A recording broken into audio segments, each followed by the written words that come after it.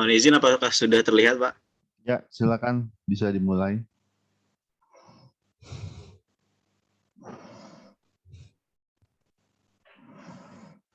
Ya, oke. Bismillahirrahmanirrahim. Assalamualaikum warahmatullahi wabarakatuh.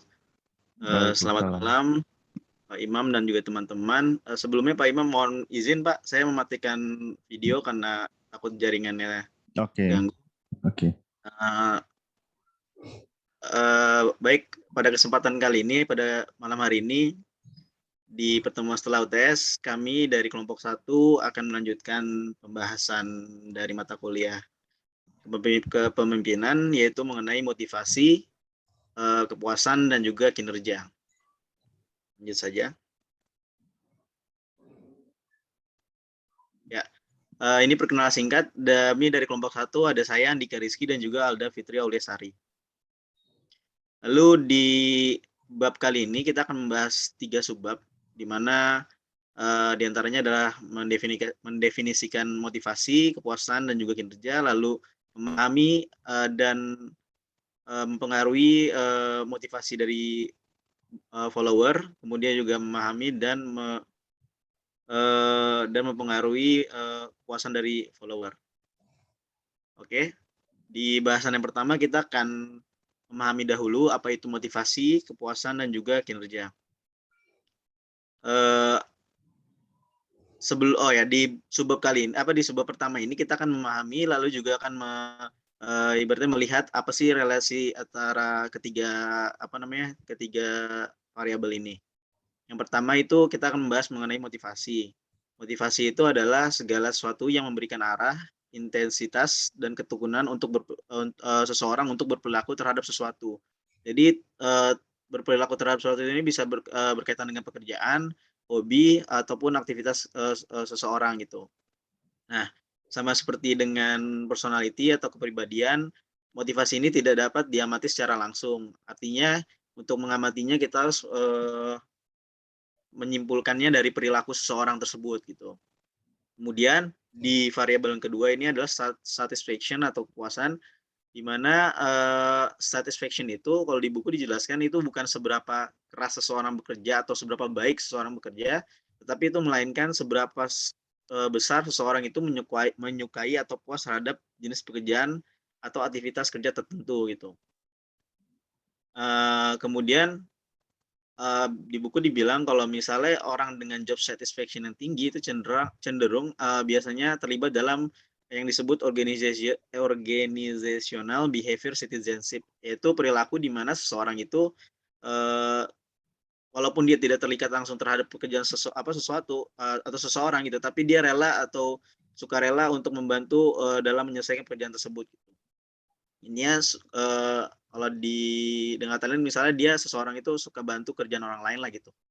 Kemudian di yang ketiga itu ada performance atau kinerja. Jadi performance ini menyangkut perilaku yang diarahkan kepada misi atau tujuan organisasi atau produk dan layanan yang ingin dicapai. Kinerja ini dipengaruhi tidak hanya oleh motivasi, tetapi juga beberapa faktor lainnya. Contohnya seperti kecerdasan, keterampilan, dan juga ketersediaan sumber daya utama. Makanya motivasi yang memadai itu memang diperlukan, tetapi hanya motivasi aja itu tidak cukup untuk menghasilkan kinerja yang efektif seperti itu. Nanti akan dijelaskan di relationship-nya. Nah, ini adalah relationship antara ketiga variabel tadi, di mana ada leader behavior, terus satisfaction atau performance. Leader behavior ini mungkin bisa dibilang seperti motivational teknik ya, atau teknik-teknik dalam pemimpin untuk memotivasi bawahannya gitu. Nah, kurang lebih seperti ini. Jadi perilaku dari pemimpin itu yang bisa disebut motivasi itu, memotivasi bawahannya, itu bisa memicu kepuasan dari bawahannya, follower. Kemudian yang tadi saya sudah jelaskan, ketika bawahan itu memiliki kepuasan kerja yang tinggi, dia biasanya cenderung rela untuk membantu kerjaan dari temannya gitu, yang disebut tadi organizational citizenship behavior gitu. Nah, ini akan mempengaruhi follower performance. Jadi dari follower performance itu tentu akan meningkatkan juga kepuasan dari pelanggan dan juga kesetiaan dari pelanggan gitu. Yang nantinya akan digambarkan sebagai kinerja tim yang baik seperti itu. Nah, dengan kinerja tim yang baik, itu akan memicu kembali yang namanya follower job satisfaction tadi. Jadi kepuasan kinerja dari bawahannya akan juga akan dipengaruhi oleh unit kinerja tim itu, kemudian akan berdampak pada namanya menurunnya follower retaliation dan juga follower turnover gitu. Nah, kurang lebih seperti ini sih kalau misalnya digambarkan lebih luas lagi gitu ya, eee, hubungan antara motivasi, kepuasan dan juga kinerja. Jadi, motivasi dengan kinerja itu bisa dibilang itu hubungannya tidak langsung. Kenapa demikian? Karena, eee, sering banget contohnya sederhananya seperti ini, kalau di buku dijelaskan kayak, eee, pemimpin itu ketika memberikan motivasi kepada bawahannya, itu tidak serta-merta akan meningkatkan kinerja dari, bawahannya. Kenapa? Contohnya seperti, eee, tim tim basket SMA di Los Angeles, itu menghadapi kalau di buku dijelaskan seperti itu. Jadi tim basket SMA di Los Angeles itu menghadapi, tim Lakers NBA gitu. Nah, apakah tim SMA basket yang ada di Los Angeles itu tidak memiliki motivasi yang tinggi? Pasti tentunya, para pemainnya juga pelatihnya bakal memiliki motivasi yang tinggi, bahkan cenderung memiliki motivasi yang lebih tinggi dibanding, tim profesional yaitu Lakers kan. Kenapa? Karena kan pasti mereka itu pengen unjuk gigi, pengen mengalahkan, tapi apakah, diikuti dengan performance yang baik gitu, dengan hasil yang baik? Pasti, belum tentu gitu, karena pasti di situ ada yang namanya, ketiadaan, terhadap kemampuannya dan juga sumber dayanya yang tadi sudah saya jelaskan. Jadi motivasi ini tidak serta-merta meningkatkan performance gitu. Jadi harus didukung dengan variabel lainnya seperti kayak sumber daya yang dimiliki, sumber daya utamanya, terus juga, kemampuannya. Nah, bila contohnya 2 itu tidak ada ya mungkin, kinerjanya tidak bisa terikuti gitu. Nah, berbalik dengan motivasi terhadap kinerja, tapi motivasi terhadap kepuasan itu biasanya cenderung, hubungannya itu langsung gitu, direct. Karena kayak kita contohkan misalnya ya ketika kita mendapatkan bonus gitu, atau mungkin promosi gitu, itu pasti kita akan meningkatkan kepuasan kita gitu.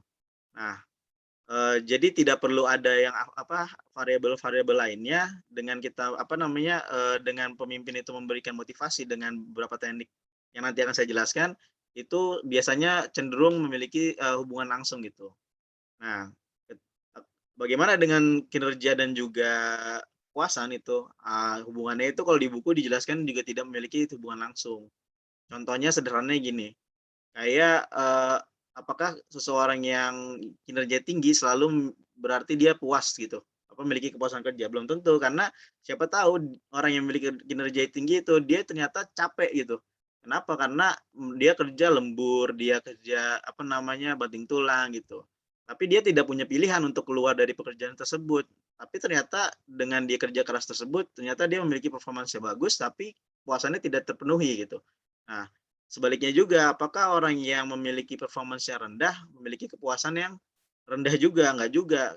Mungkin saja ketika orang memiliki kepuasan yang rendah, itu dia punya gaji yang cukup bagus gitu. Makanya kan ada mungkin beberapa kasus yang ketika gajinya sudah bagus, tapi malah dia atau mungkin ditempatkan di tempat yang dia inginkan, tapi dia ternyata malah malas-malasan gitu. Akhirnya performance-nya turun gitu. Nah, makanya di buku ini dijelaskan bahwa sekarang ini pemimpin itu menghadapi, tantangan, terhadap 2 hal, yaitu, bagaimana caranya pemimpin me-maintain, bawahannya itu untuk bekerja, semaksimal mungkin, sebaik mungkin gitu, high performance, tapi, juga mempertahankan untuk bawahannya itu agar bisa menjadi puas gitu. Nah, bagaimana caranya? Mungkin kita akan membahasnya di sebab berikutnya, yaitu understanding and influencing follower motivation, atau memahami dan juga mempengaruhi motivasi dari bawahan. Nah, di buku ini, disebutkan enggak, sebenarnya bagaimana sih, seorang pemimpin itu melakukan mempengaruhi motivasi bawahannya gitu? Apakah selalu dengan teknik yang sama gitu, apakah dengan gaji yang tinggi atau sebagainya gitu. Nah, itu tentu banyak banget penelitian yang udah dilakukan di dunia ini, tapi di buku ini dia membaginya ke dalam 5 pendekatan gitu.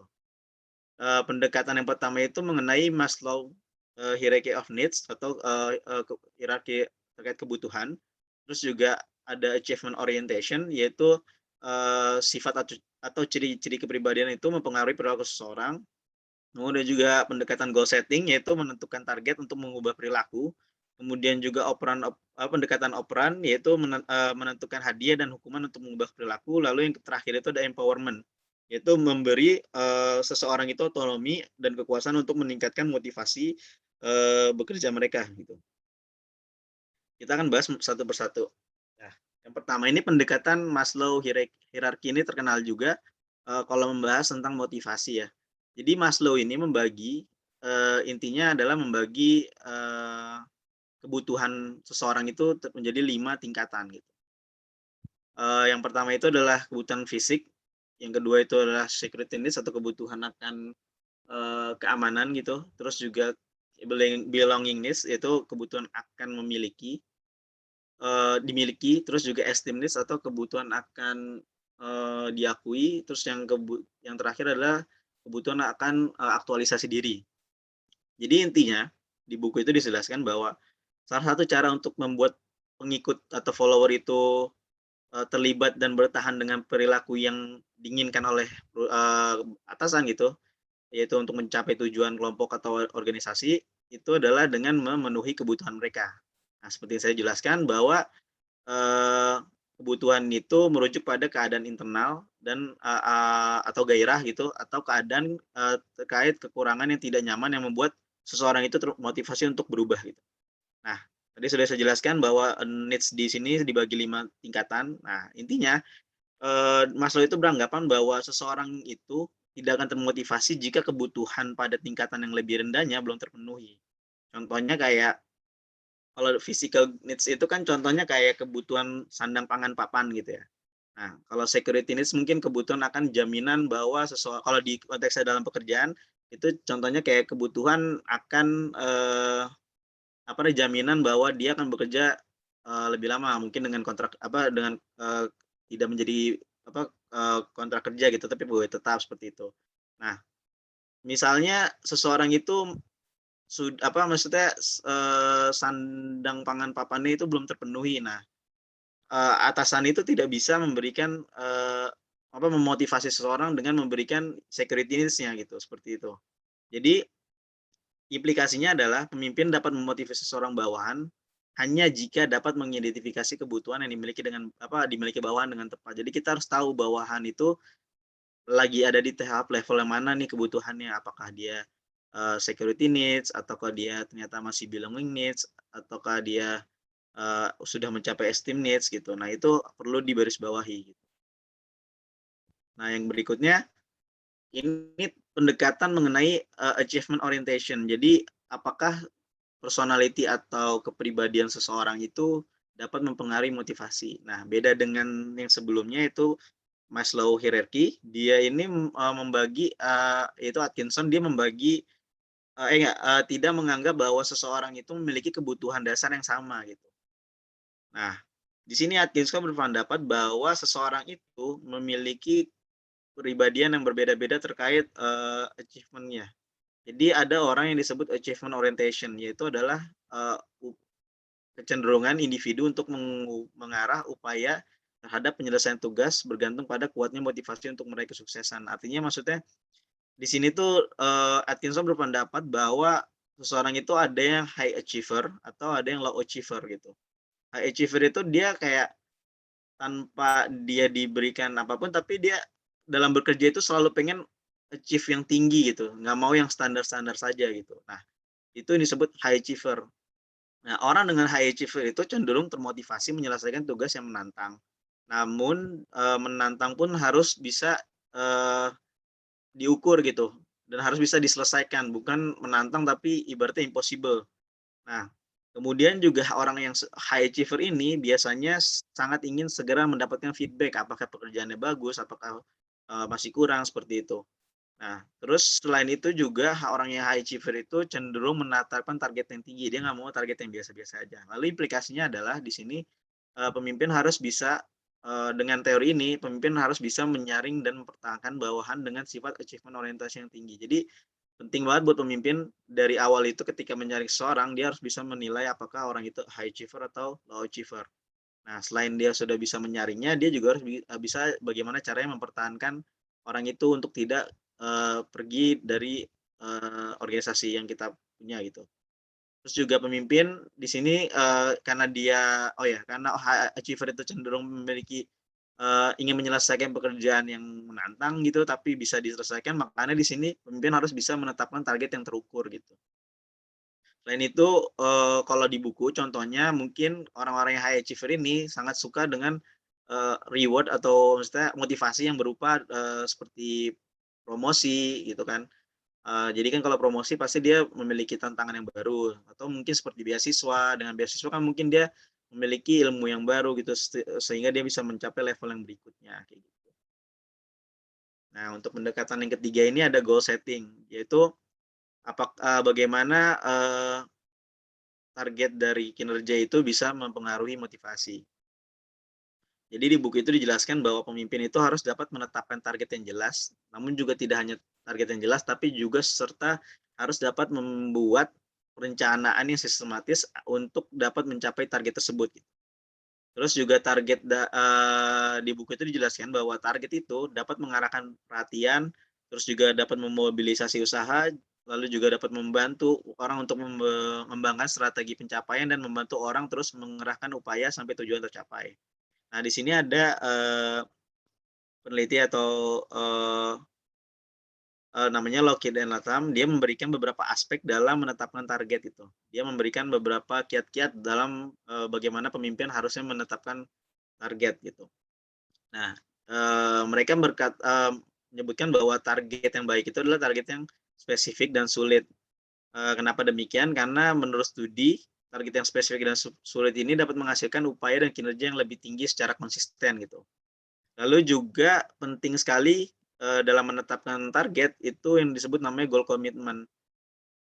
Jadi komitmen seseorang terhadap tujuan atau target itu. Nah, bagaimana cara untuk meningkatkan goal commitment, dari bawahan, yaitu dengan cara melibatkan bawahan tersebut untuk menetapkan target gitu loh. Nah, sehingga dengan dia ikut dilibatkan, dia goal commitment-nya pasti akan memiliki komitmen terhadap tujuan tersebut atau target tersebut. Kemudian juga, yang terakhir aspek yang harus digarisbawahi adalah tujuan atau target itu akan lebih memiliki ekstra usaha yang lebih ketika diiringi dengan feedback gitu. Jadi ketika bawahan me apa namanya, ingin mencapai suatu target itu ya harus diiringi dengan feedback dari atasannya. Kemudian selanjutnya ada pendekatan operan. Intinya di pendekatan operan itu adalah bagaimana, rewards dan punishment itu akan mempengaruhi motivasi. Apa itu reward dan punishment? Reward itu adalah konsekuensi yang diberikan, atasan atau organisasi terhadap bawahannya untuk membuat sesuatu itu, suatu perilaku itu tidak diulang kembali gitu, diulang kembali. Sedangkan punishment kebalikannya adalah konsekuensi yang diberikan oleh perusahaan atau organisasi terhadap bawahannya untuk membuat perilaku yang tidak diinginkan itu tidak terulang kembali. Nah, reward and punishment itu bisa diadministrasikan secara kontingen dan juga non kontingen. Nah, intinya di kontingen ini, reward dan punishment itu diberikan terhadap perilaku tertentu. Contohnya seperti ketika seseorang mencapai targetnya penjualannya gitu, dia akan diberikan reward. Nah, ketika orang tidak mencapai targetnya, dia tidak akan dia akan diberikan hukuman. Nah, itu yang disebut contingent manner gitu. Tapi kalau contohnya non contingent manner adalah contohnya kayak, eee, gaji pokok gitu. Ya kalau dia nggak, dia nggak perform atau dia perform, dia itu pasti akan tetap diberikan. Nah, itu yang disebut non contingent manner. Nah, non contingent manner ini, sedikit berbahaya karena bisa meniadakan, extra effort dari, seseorang atau pegawai itu. Jadi, contingent manner ini biasanya penting untuk dilakukan oleh atasan. Nah, ada beberapa langkah dalam mendesain operasi sistem gitu. Yang pertama itu harus digarisbawahi bahwa pemimpin perlu untuk menjelaskan secara spesifik perilaku apa saja sih yang penting, yaitu misalnya perilaku, yaitu misalnya saya apa namanya target sales gitu atau target tidak terlambat seperti itu. Nah, itu perilaku-perilaku apa yang harus apa yang penting itu yang harus yang menjadi vital dari bisnisnya. Terus juga yang kedua, pemimpin perlu menentukan nih, apakah perilaku tersebut sedang diberikan hukuman atau imbalan atau diabaikan gitu. Nah, terus yang ketiga, pemimpin perlu mencari tahu apa yang menjadi hukuman atau hadiah bagi para bawahan, karena nggak selamanya reward itu atau uang itu atau insentif uang itu bisa apa menjadi reward seseorang gitu. Atau nggak selamanya pujian itu juga menjadi reward seseorang gitu. Nah, itu harus apa namanya dicari oleh pemimpin gitu. Kemudian juga pemimpin perlu mencari tahu nih apa yang menjadi hukuman atau hadiah bagi para bawahan. Pemimpin harus harus waspada terhadap ketidakadilan yang dirasakan seseorang bawahan ketika memberikan hadiah kepada bawahan yang lain. Jadi maksudnya gini, pemimpin harus memastikan bahwa ketika dia memberikan bawahannya itu hadiah atau bonus segala macam, itu memang benar-benar adil gitu. Tidak ada yang merasa tidak adil.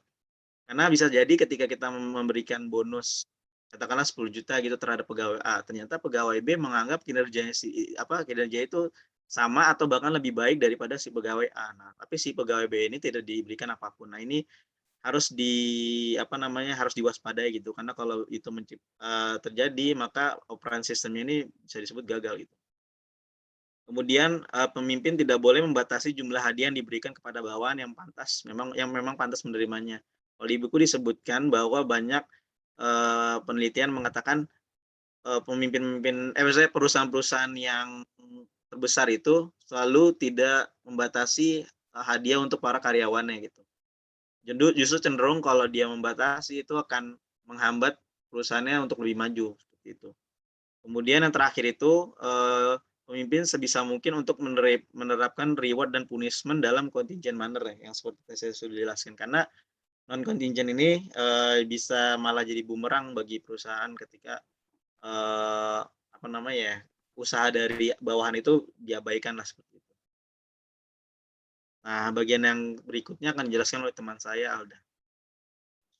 Oke, selanjutnya ada teori lanjutannya yaitu empowerment, bagaimana kebebasan dalam decision making mempengaruhi motivasi. Jadi secara umum konsepnya ini empowerment itu ada dua.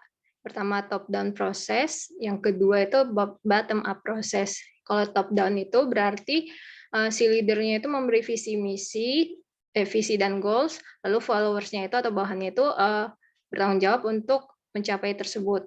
Lalu ada bottom up proses. Bottom up proses ini followersnya berperan sebagai entrepreneur dan owner yang mempertanyakan aturan-aturan dan juga membuat keputusan. Nah, si leadernya ini bersifat lebih toleran dan mendorong supaya si bawahannya ini bisa melakukan decision making ini. Lalu empowerment itu memiliki dua komponen utama. Yang pertama itu delegasi, yang kedua development. Nah, kalau delegasi itu misalnya delegasi diberikan tanpa development sama saja dengan abandonment, maka si employee itu harus dibekali resource, knowledge, dan skill sehingga bisa membuat keputusan yang baik. Lalu yang kedua itu kalau development itu dilakukan tanpa memberikan delegasi dari atasan, maka keputusan yang dihasilkan hanyalah micromanagement atau keputusannya itu hanya di level bawah dan tidak memperhatikan aspek-aspek di sekitarnya atau divisi-divisi yang dipengaruhinya. Lalu ada komponen psikologis dari empowerment. Yang pertama itu makro, yang kedua itu mikro. Kalau dalam makro ini isinya itu tentang motivasi, learning, dan stres. Jadi misalnya kalau dalam empowerment program perusahaan itu biasanya motivasi ini biasanya motivasi ini punya dua hasil outcome, tetapi biasanya ini nggak selalu seperti ini. Biasanya kalau yang motivasinya tinggi itu kinerjanya juga baik, tapi ternyata nggak selalu begitu kalau di dalam makro ini. Lalu ada learning dan stress ini bisa ditingkatkan melalui empowerment program yang disusun oleh perusahaan. Dalam learning ini si employee atau bawahan itu akan dilatih dan dibekali pengetahuan lagi tentang perusahaannya, job deskripsinya, dan industri perusahaan tersebut. Lalu bagaimana si stres ini bisa dikurangi? Ini jika si employee ini yang tadi sudah mendapatkan learning, itu biasanya dia bisa membantu untuk mengurangi workload atau stres dari teman sedivisinya. Lalu ada mikro. Mikro ini isinya adalah self-determination, meaning, competence, dan influence. Bisa dilihat dari gambar figure 9.3. Ini jadi si mikro ini bisa menentukan apakah si employee ini empowered atau unempowered. Nah, kalau misalnya dia empower itu biasanya dia self-determined, lalu dia juga motivasinya itu self-determined, lalu dia memiliki pengetahuan kenapa sense of meaning atau mengapa dia melakukan pekerjaan tersebut dan apakah pekerjaannya tersebut memiliki arti buat dia sendiri dan untuk perusahaan, lalu dia juga memiliki kompetensi yang tinggi, dan juga dia biasanya kalau empower employee ini biasanya dipersepsikan sebagai karyawan yang memiliki pengaruh yang cukup tinggi. Lalu ada kalau di lawannya itu kalau empowered, ada yang lawannya unempowered employee. Biasanya motivasinya itu lain ya, bukan self determined tapi mungkin misalnya karena gaji atau yang lainnya. Lalu kalau tadi itu dia sense of meaning itu dia yakin bahwa pekerjaannya itu memiliki makna dan tujuan. Kalau yang unempowered ini dia tidak yakin apakah yang dia lakukan itu penting, lalu dia juga memiliki kompetensi yang rendah dan biasanya low influence atau tidak dianggap berpengaruh di organisasi tersebut. Biasanya kalau di buku ini dikatakan kebanyakan dari employee itu berada di tengah-tengah dari si empowered dan unempowered ini. Oke, selanjutnya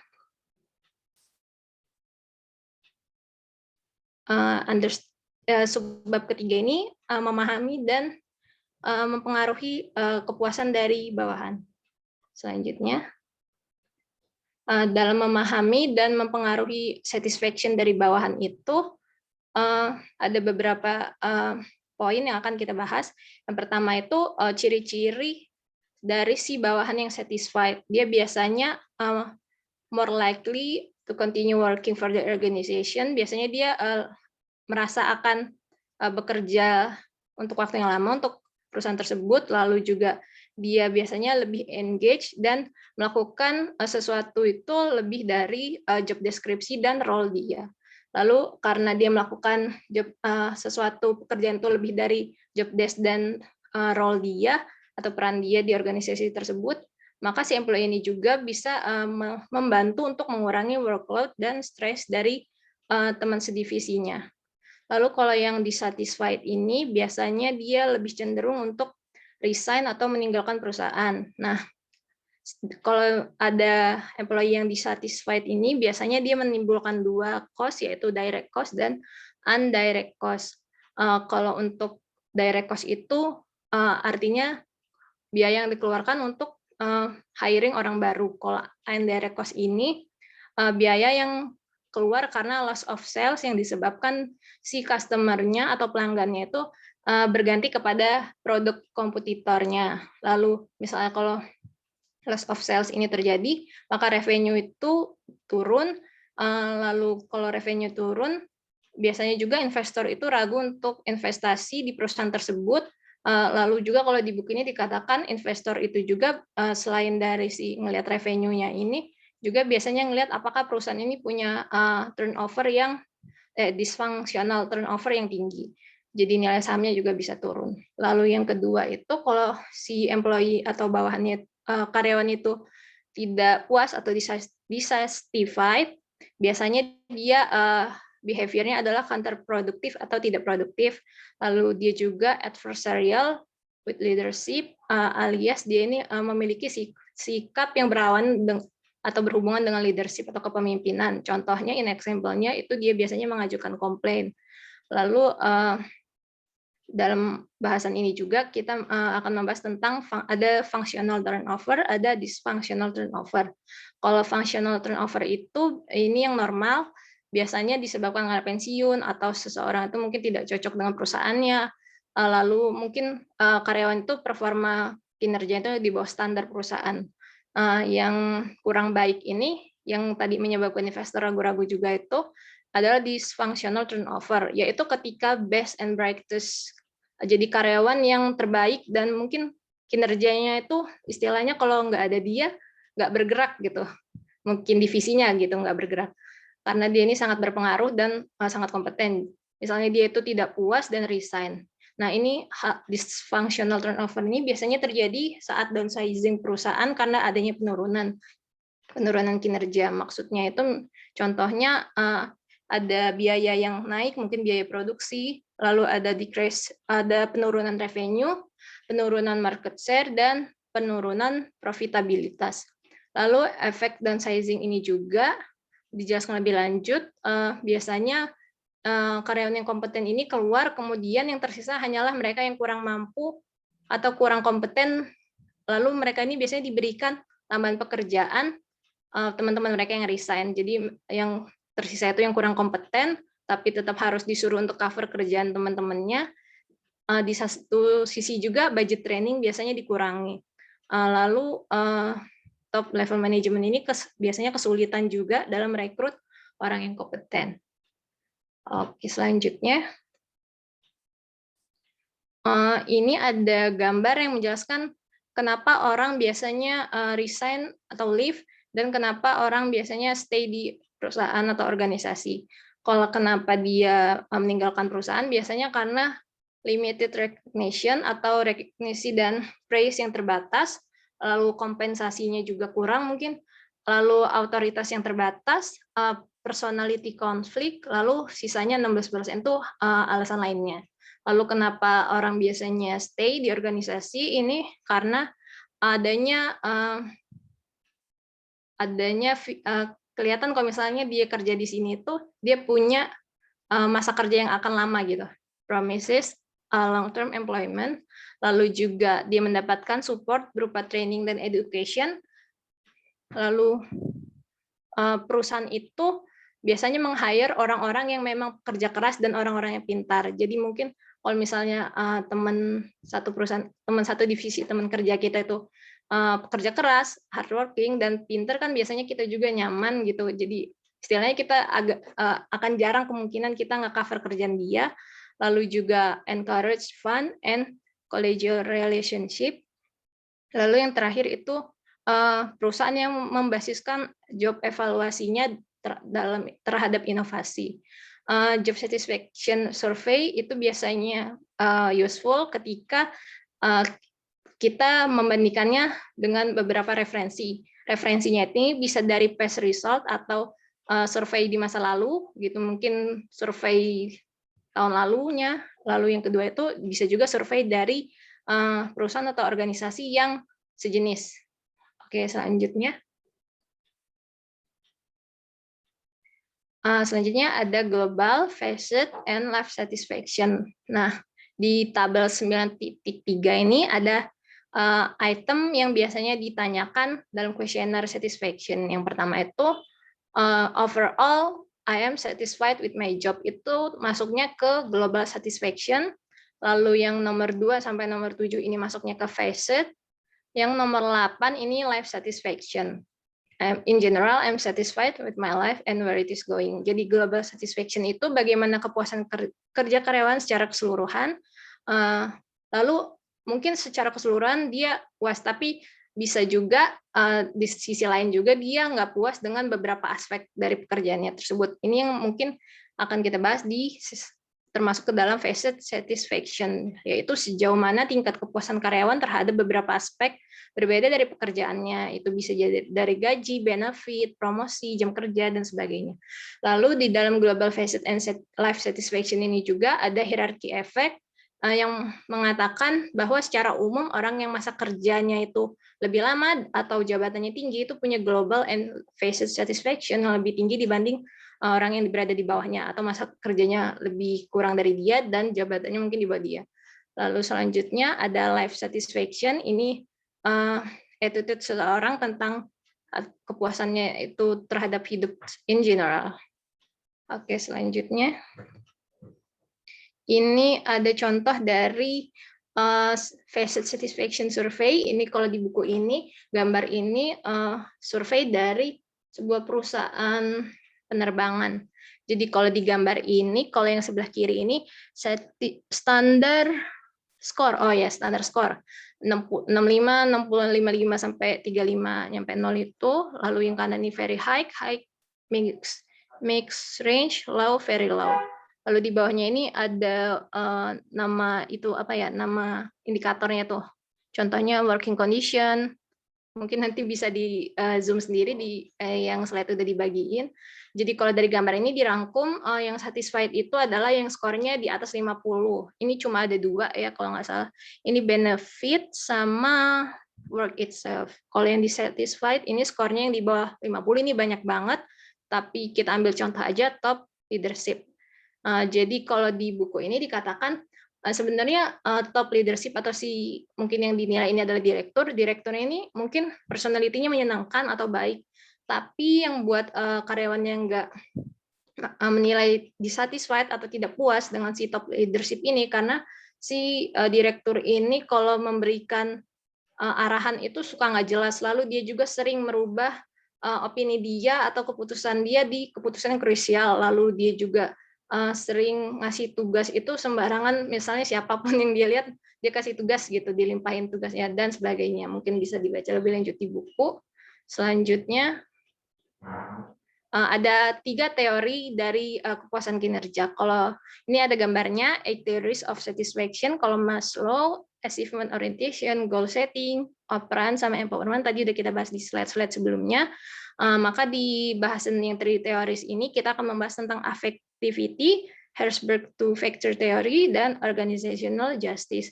How leader can improve-nya itu bagaimana si leader bisa mengimprove satisfaction-nya. Kalau si effectivity ini solusinya adalah meng-hire orang yang memang happy. Lalu kalau Herzberg ini memberikan orang pekerjaan yang lebih bermakna. Lalu kalau yang organizational justice ini konsepnya adalah memperlakukan orang-orang dengan fairly. Oke, selanjutnya. Nah, ini effectivity. Apa? Is the cup half empty or half full? Ini peribahasa yang dipakai di sini. Lalu jadi effectivity itu apa? Effectivity itu bagaimana reaksi emosional seseorang secara konsisten terhadap stimulan. Stimulannya itu bisa berupa perubahan, peristiwa, atau situasi. Jadi pertama itu bagaimana seseorang afektivitas seseorang itu ada 2, yang pertama negatif dan yang kedua positif. Kalau yang orang afektivitasnya negatif itu dia biasanya fokus pada sisi negatif atau kekurangan dari segala sesuatu. Lalu kalau yang positif dia cenderung mengambil pendekatan positif dan optimis ketika menghadapi situasi baru. Jadi orang dengan positif afektif itu biasanya dia melihat misalnya ada sebuah gelas nih ya, gelas ini diisi setengah gitu. Kalau orang yang positif efektivitasnya itu mengatakan gelas itu, mendeskripsikan si gelas itu half full atau setengah terisi. Lalu kalau orang yang negatif efektivitasnya biasanya mendeskripsikan si gelas tersebut dengan setengah kosong atau ya kosong setengah gitu. Lalu finding ini juga mengsuggest bahwa si leadership inisiatif ini sebenarnya punya impact-nya hanya kecil dalam kepuasan kinerja seseorang. Jadi misalnya mau kita bantu gimana juga kalau memang orangnya itu afektivitas dasarnya adalah negatif, jadi memang nggak terlalu bisa kita perbuat banyak gitu. Lalu dari sisi perspektif si leader ini, bahwa si efektivitas leadernya ini sendiri bisa memiliki influence atau pengaruh yang kuat terhadap bawahan moral dari bawahannya dan atau satisfaction levelnya. Contohnya itu misalnya si bosnya ini sering komplain tentang kerjaan kita. Lama-kelamaan bawahan ini mungkin yang tadinya positif, lama-kelamaan mungkin karena keseringan dikomplain sama bos yang punya negatif effectivity, lama-kelamaan bakal ikut juga jadi ya negatif juga lama-lama. Lalu leading a high percentage of followers yang memiliki positif or negatif efektivitas biasanya result in very different leadership experience. Nah, seperti tadi itu udah dijelaskan. Jadi kalau si teori efektivitas ini intinya adalah untuk meningkatkan satisfaction ini kita harus meng-hire orang yang memiliki efektivitas positif. Oke, selanjutnya. Nah, ini ada Herzberg two-factor theory. Apakah pekerjaan yang meaningful itu membuat orang happy? Nah, kalau di sebelum-sebelumnya biasanya kalau apa yang membuat orang happy, opposite atau kebalikannya itu biasanya membuat orang tidak happy atau tidak termotivasi. Nah, kalau si Herzberg ini, dia ada dua. Jadi apa yang membuat orang happy belum tentu itu kalau nggak terpenuhi itu nggak membuat orang happy. Jadi dia ada dua. Yang pertama hygiene factor. Di gambar ini kalau hygiene factor itu apa yang membuat orang tidak puas, kalau motivators ini apa yang membuat orang puas. Jadi usaha dalam meningkatkan hygiene factor ini tidak serta-merta meningkatkan motivasi atau kepuasan. Nah, kunci dari meningkatkan kepuasan itu cukup dengan kita sedikit memuaskan si hygiene factor-nya ini, bisa dilihat dari figure 9.5 ini.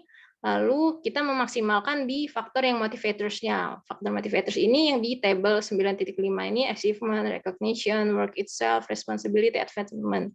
Nah, kalau menurut si Herzberg ini pekerjaan itu seharusnya dibuat lebih bermakna atau meaningful daripada misalnya kita spend budget banyak untuk ningkatin yang atau maksimalin si hygiene factor ini. Oke, selanjutnya. Nah, yang teori ketiga ini ada organizational justice. Apakah fairness itu penting? Si teori ini merupakan pendekatan kognitif berdasarkan premis bahwa orang yang diperlakukan tidak adil itu akan mengalami penurunan dalam produktivitas, kepuasan, dan komitmennya terhadap perusahaan. Orang-orang tersebut juga dianggap akan terlibat dalam perilaku kerja kontraproduktif atau yang tidak produktif. Menurut Trevino, ada 3 komponen organizational justice. Yang pertama itu interactional justice, yang kedua distributive justice, yang ketiga procedural justice.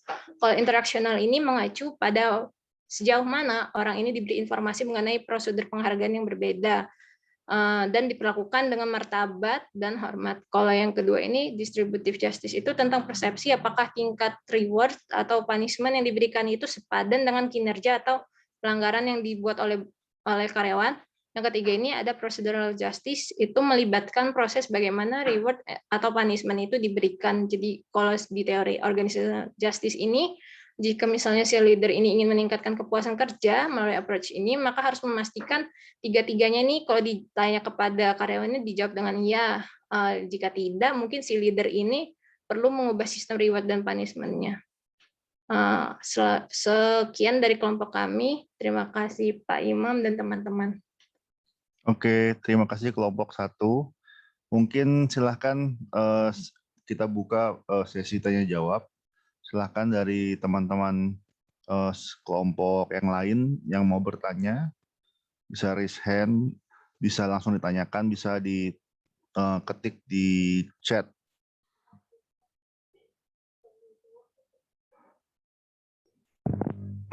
Ini mungkin mengingatkan juga bahwa sesi tanya jawab itu juga jadi penilaian ya, masuk penilaian keaktifan gitu. Jadi kalau nggak ada yang tanya ya nggak ada yang aktif begitu.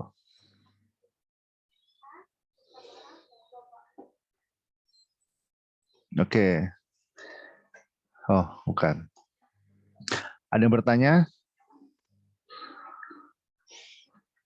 Oke, kalau misalnya nggak ada yang bertanya, saya yang bertanya kepada kelompok 1 ya. Jadi nggak pertanyaan sederhana. Jadi ini kan kita kuliahnya kepemimpinan nih. Kenapa kok tiba-tiba bicara soal motivasi, kepuasan kerja, dan seterusnya? Itu yang pertama. Terus Yang kedua tentang effectivity begitu ya. Jadi tadi sepertinya yang saya tangkap dari presentasi teman-teman adalah supaya karyawan puas sudah kita hire orang-orang yang memang sudah happy atau orang-orang yang cenderung happy begitu. Jadi nggak usah ngerubah apa-apa, yang penting kita hire orang-orang yang gampang happy. Jadi yang positif, efektif gitu. Sedangkan orang yang negatif udah kita buang aja, kita tendang aja, jangan boleh di hire. Itu pertanyaan saya, apakah itu menjadi solusi ketika ada mungkin permasalahan di sebuah unit organisasi? Silakan. Mungkin saya masukkan ke breakout room ya. Jadi silahkan kelompok 1 mendiskusikan pertanyaan saya. Kemudian kelompok yang lain saya beri kesempatan untuk mendiskusikan apa yang mau ditanyakan untuk kelompok 1. Jadi saya buka ini breakout room ada 5. Saya assign ke masing-masing. Silahkan mau berdiskusi. Mungkin sesi pertama mungkin saya beri 5 menit kali ya. Jadi nanti kalau memang kurang nanti saya tambah waktunya buat diskusi. Oke, saya buka breakout room. Silahkan bergabung kalau mau mendiskusikan di breakout room.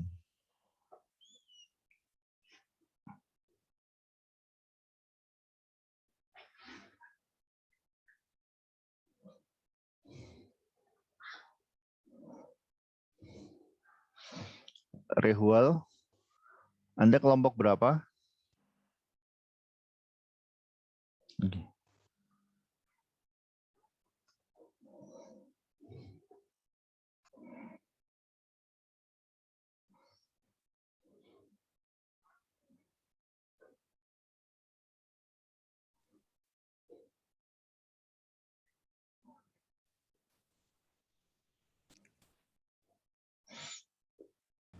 Oke, selamat datang kembali di main room. Silahkan kelompok 1 menjawab pertanyaannya. Ya baik, Pak Imam izin. Mungkin saya akan menjawab pertanyaan pertama dulu. Terkait pertanyaan itu, kita kan belajar kepemimpinan. Mengapa kita mempelajari soal motivasi, kinerja, dan juga kepuasan ya Pak ya? Menurut pendapat saya, kenapa kita harus di matkul ini kita mempelajari 3 hal tersebut adalah karena kepemimpinan ini berkaitan dengan bagaimana seseorang itu mempengaruhi bawahannya untuk mencapai suatu tujuan dari organisasi. Nah, tadi di awal bab itu dijelaskan bahwa efeknya dari perilaku kepemimpinan yaitu adalah melakukan teknik-teknik motivasi itu adalah dapat mempengaruhi kepuasan bawahan dan juga kinerja bawahan. Nah, kepuasan bawahan ini bisa berakibat pada menurunnya turnover dari pegawai itu sendiri, di mana itu bisa juga diartikan mengurangi biaya yang akan diterima oleh perusahaan atau organisasi.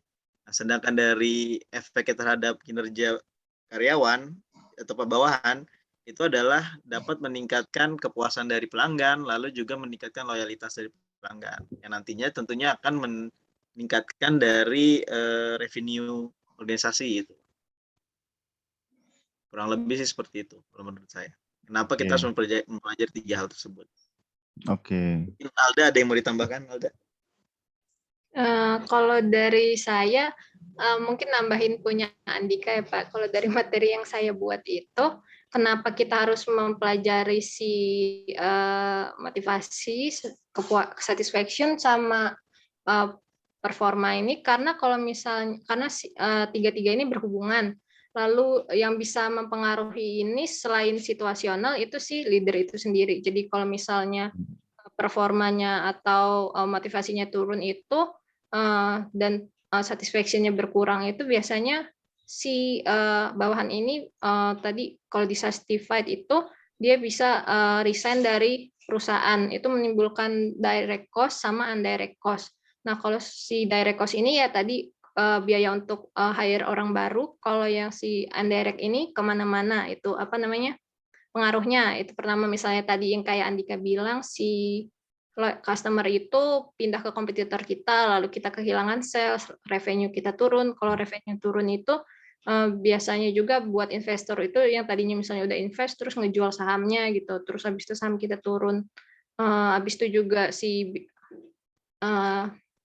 bawahan itu juga bisa jadi nggak produktif gitu. Jadi mungkin karena efeknya kemana-mana, jadi dan selain itu yang responsibel dan punya tanggung jawab terhadap ketiga hal tersebut, motivasi, satisfaction, dan performa itu leadernya itu sendiri, Pak. Oke. Itu dari saya. Oke, terima kasih kelompok 1 jawabannya. Jadi memang betul ya. Jadi sebetulnya di buku Anda, di buku teks kepemimpinan itu sebelum bab 9 itu ada chapter ada kayak penjelasan mengenai bagian ketiga, part 3 tentang followership. Nah, dan kenapa sih kita perlu belajar soal kepuasan, motivasi yang itu memang terkait dengan bawahan gitu. Kalau kita runut lagi dari sejarah tentang penelitian terkait dengan kepemimpinan itu mulainya kan sangat berfokus dengan pemimpinnya, dengan traits theory, behavioral theory, berbicara tentang pemimpin, tapi melupakan tentang bawahan. Jadi dianalisis, dievaluasi, diteliti tentang perilaku pemimpin, tapi diabaikan tentang bawahannya. Dan itu kenapa di awal-awal ilmu tentang kepemimpinan itu ternyata sangat jauh panggang dari api. Artinya antara kepemimpinan dan performance itu sangat indirect gitu, sangat jauh hubungannya, sehingga seringkali teori-teori yang canggih itu tidak bisa menjelaskan bagaimana kepemimpinan itu bisa mempengaruhi performance, karena yang pertama performance itu banyak yang mempengaruhi, yang kedua ternyata ada jembatan yang hilang. Jembatan itu adalah followership. Seorang pemimpin tidak akan bisa perform kalau bawahannya nggak benar gitu. Sederhananya saja tugas pemimpin itu adalah mengurusi bawahannya. Jadi memotivasi, memastikan mereka puas dan bekerja. Ketika bawahan dari seorang leader perform, maka leader tersebut pun juga perform. Jadi mungkin materi-materi sebelum UTS, di mana materi kepemimpinan fokus, teori kepemimpinan berfokus pada leaders-nya itu setengah dari permasalahan. Setelah teori kepemimpinan mulai mengakomodasi aspek followership, barulah lebih jelas gitu koneksi antara leadership dengan performance. Sebelumnya masih ngawang gitu. Jadi dianalisis tentang Napoleon, tentang Abraham Lincoln dan sebagainya. Menganalisis perilaku mereka, traits mereka. Tapi apa yang membuat mereka perform? Ada yang hilang di situ. Nah, ternyata di sini pada perkembangan teorinya mungkin sejak leader member exchange ya sudah mulai ada insight bahwa kepemimpinan itu tidak lengkap kalau tidak membahas tentang bawahan, tentang followership. Jadi di sini ada satu bagian tersendiri terkait dengan followership, diantaranya tentang motivasi mereka dan juga tentang kepuasan kerja mereka.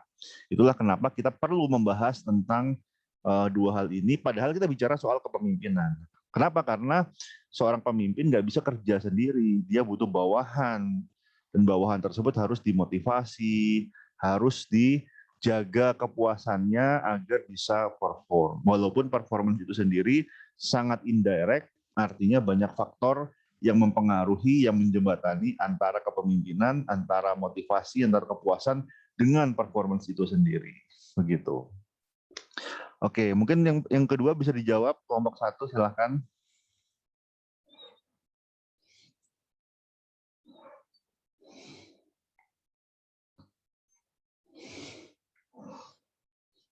Silakan.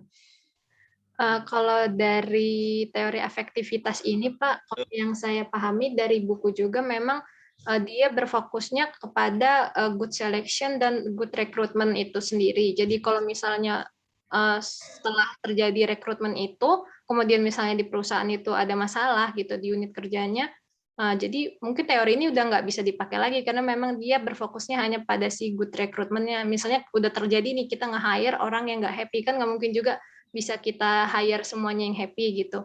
Jadi kalau misalnya ada yang cenderung negativity, afeksinya, itu mungkin bisa dipakai approach lain, misalnya si Herzberg tadi yang tuh teori yang hygiene factor sama motivator, atau yang organizational justice gitu, atau mungkin yang di subbab sebelumnya itu si Maslow dan sebagainya itu, Pak. Mungkin itu aja Oke. kalau dari saya. Oke. Terima kasih ya. Untuk kelompok 1. Untuk pertanyaan 2 ini, jadi affectivity itu masuknya ke kepribadian ya, ke personality, bahwa ada orang yang secara kepribadian dia cenderung mudah untuk positif emosinya. Ada juga orang-orang yang cenderung negatif emosinya. Jadi tadi apakah glass half full atau half empty? Apakah ini setengah isi atau setengah kosong? Nah, cuma yang saya agak bermasalah dengan point of view Anda adalah mengabsolutkan kepribadian itu bahwa orang-orang yang negatif itu pasti lebih buruk daripada yang positif kecenderungan efektifnya. Padahal kalau kita bicara tentang perilaku organisasi terkait kepribadian, itu kita harus sadari bahwa tidak ada kepribadian yang absolut baik. Tidak ada kepribadian yang absolut baik. Setiap kepribadian itu, kecuali yang penyakit ya, kalau misalnya penyakit kepribadian, jadi patologi, misalnya narsisme dan seterusnya, itu semua memang negatif. Tapi kepribadian pada umumnya itu terkait dengan job fit, dengan kesesuaian. Artinya ada pekerjaan-pekerjaan yang cocok untuk kepribadian tertentu, ada yang tidak cocok. Nah, contohnya ya, mungkin ada pekerjaan-pekerjaan yang mungkin sesuai dengan positif afektif. Jadi misalnya mungkin misalnya guru atau misalnya, jadi memang ada pekerjaan-pekerjaan yang lebih baik dikerjakan oleh orang yang positif, yang nggak gampang negatif emosinya gitu. Sebaliknya ada pekerjaan-pekerjaan yang mungkin lebih baik dikerjakan oleh orang yang negatif afektifnya,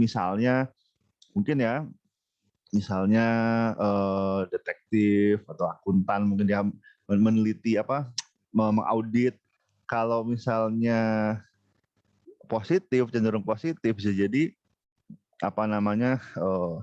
mungkin baik-baik saja. Jadi kurang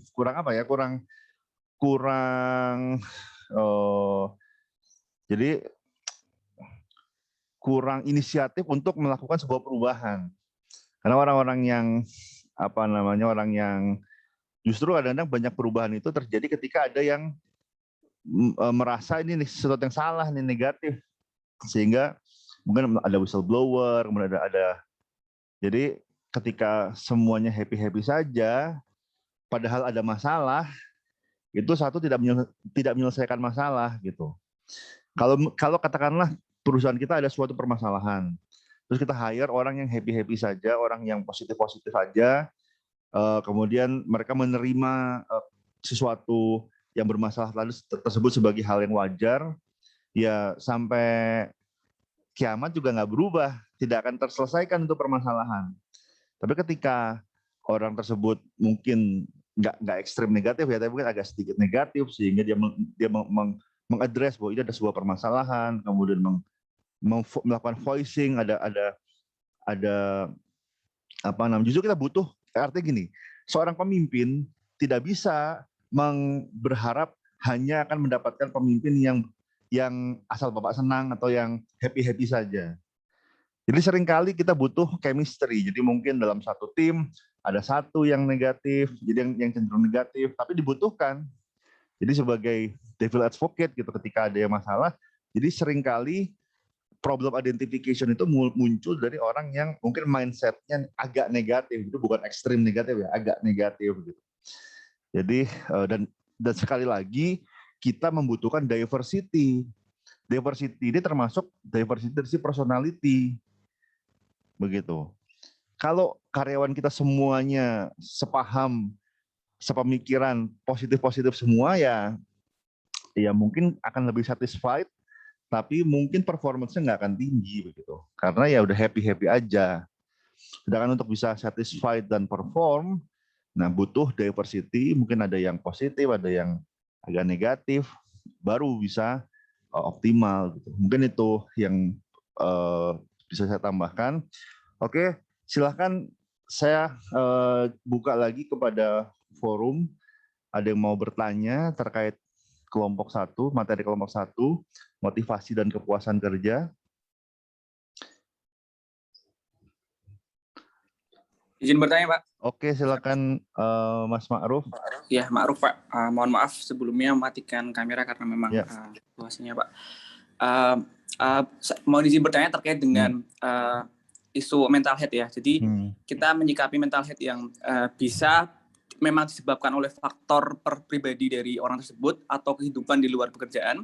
Tapi ada juga faktor mental health yang memang kebentuk dari ekosistem yang ada di pekerjaan tersebut, seperti misalkan workload-nya yang terlalu tinggi atau relationship-nya yang emang tidak tercipta dengan cukup baik. Nah, banyak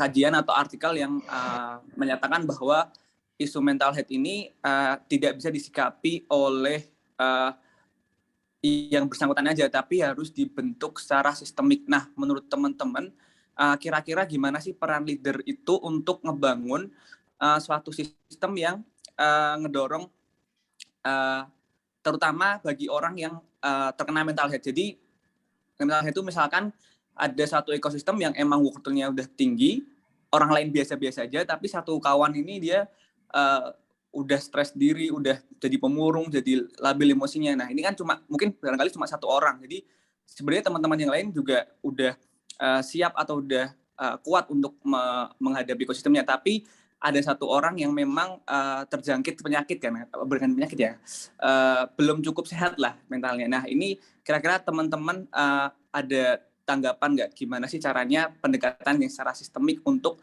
mengatasi isu mental health ini? Terima kasih. Oke, terima kasih. Kelompok 1 tolong dicatat dulu ya. Mungkin nanti setelah ini akan saya berikan waktu untuk berdiskusi di breakout room. Oke, kelompok yang lain mungkin silakan yang mau bertanya satu lagi sebelum saya buka breakout room. Silakan. Ada lagi yang mau bertanya? Pak, punten izin tanya. Oke, silakan.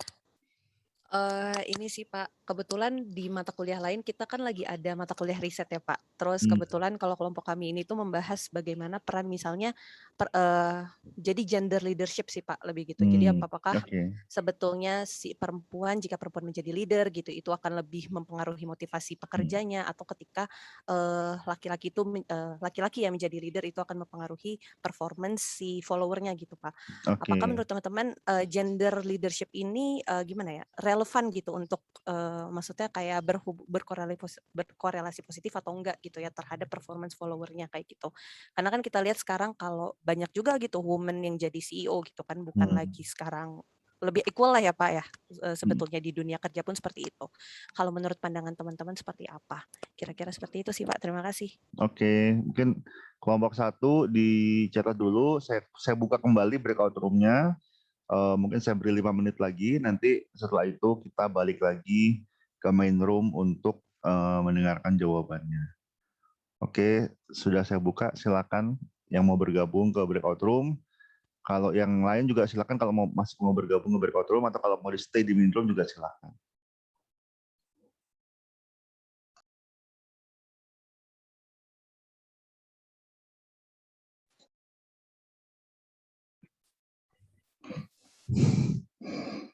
Oke, selamat datang kembali di main room. Kelompok 1 gimana? Sudah bisa menjawab? Izin, Pak. Oke, silakan. Mungkin menjawab pertanyaan Ma'ruf dulu itu terkait isu mental health yang disebabkan faktor pribadi atau ekosistem pekerjaan gitu kan. Bagaimana peran leader untuk membangun suatu sistem yang ramah untuk mental health. Mungkin saya bakal menjawabnya eh, apa namanya, mencakup dari teori yang kita bahas malam ini ya, berarti kan motivasi. Jadi kalau dari saya pribadi, mungkin nanti ada tambahan dari saya Alda, itu mungkin yang bisa dilakukan oleh pemimpin itu adalah tadi salah satunya ada teori mengenai atau pendekatan mengenai motivasi itu ada hierarki Maslow ya, di mana ada tingkatannya. Salah satunya adalah kebutuhan akan belongingness gitu. Jadi mungkin yang bisa dilakukan oleh pemimpin untuk menghadapi masalah terkait mental health isu ini adalah bagaimana menciptakan kondisi di mana kebutuhan akan dimiliki itu terpenuhi gitu dari orang yang mengalami isu tersebut. Jadi bisa contohnya adalah bagaimana sih supaya karyawan itu saling mendukung, saling mendukung tanpa ada sikut-menyikut gitu. Nah, sehingga masalah yang mental health yang mungkin tidak terkait dengan pekerjaan itu sendiri pun bisa teratasi gitu, bisa tertutupi gitu. Tidak justru malah menambah masalah mental health dari si orang tersebut gitu. Terus juga dari pembahasan yang terkait materi ini kan ada yang disebut namanya organizational behavior citizenship pokoknya, yang terkait dengan bagaimana para karyawan itu saling membantu, sukarela membantu pekerjaan temannya gitu kan, intinya kurang lebih seperti itu. Nah, disinilah peran leader bagaimana menciptakan suasana tersebut. Tapi intinya sih ya, kalau dari saya sudut pandang saya sendiri, kalau boleh menjawab terkait mental illness ini, health ini, mungkin lebih tepatnya pasti selalu yang paling tepat itu adalah bagaimana caranya supaya leader bisa mempertemukan orang yang memang benar-benar terpapar isu ini, mempertemukan dengan psikolog langsung sih. Jadi mungkin kayak yang tadi saya sudah jawab sebelumnya itu adalah mungkin hanya pendukung aja gitu. Tapi kalau untuk menghadapi masalah itu, yang utamanya tetap harus ke yang ahlinya sih, seperti itu. Mungkin Alda bisa menambahkan, Alda. Oke, jadi kalau dari saya Pak, kalau bagaimana leader ini bisa membantu orang yang mungkin lagi bermasalah dengan kesehatan mentalnya itu, kalau dari teori yang kita bahas ini bisa pakai approach-nya si empowerment. Jadi si leadernya ini bisa berusaha approach orang itu, bantu orang yang terkena isu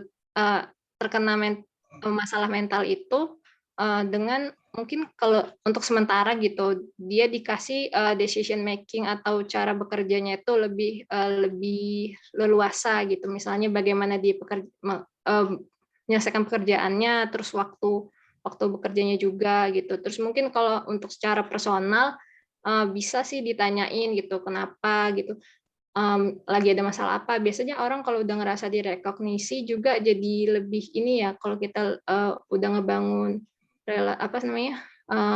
hubungan emosional tersendiri, personal gitu, biasanya si orang yang lagi bermasalah ini juga ngerasa oh iya ada yang ini juga gitu, maksudnya ada yang berusaha ngebantu dia, jadi mungkin dia jadi termotivasi juga untuk memperbaiki dirinya sendiri gitu. Tapi kalau memang si mental health-nya udah ganggu pekerjaan banget gitu, mungkin biasanya kalau di perusahaan mungkin ada ini ya, memang yang khusus bagian konselingnya, mungkin itu bisa dipakai di situ, atau mungkin dia mau konseling di luar sendiri, mungkin karena permasalahannya mungkin dia nggak enak kalau curhat sama bagian konseling perusahaannya, mungkin bisa curhat di luar. Tapi kalau misalnya si bagaimana leader itu mungkin bisa pakai approach-nya si yang empowerment ini gitu. Mungkin segitu, sekian dari kami. Maruf, gimana?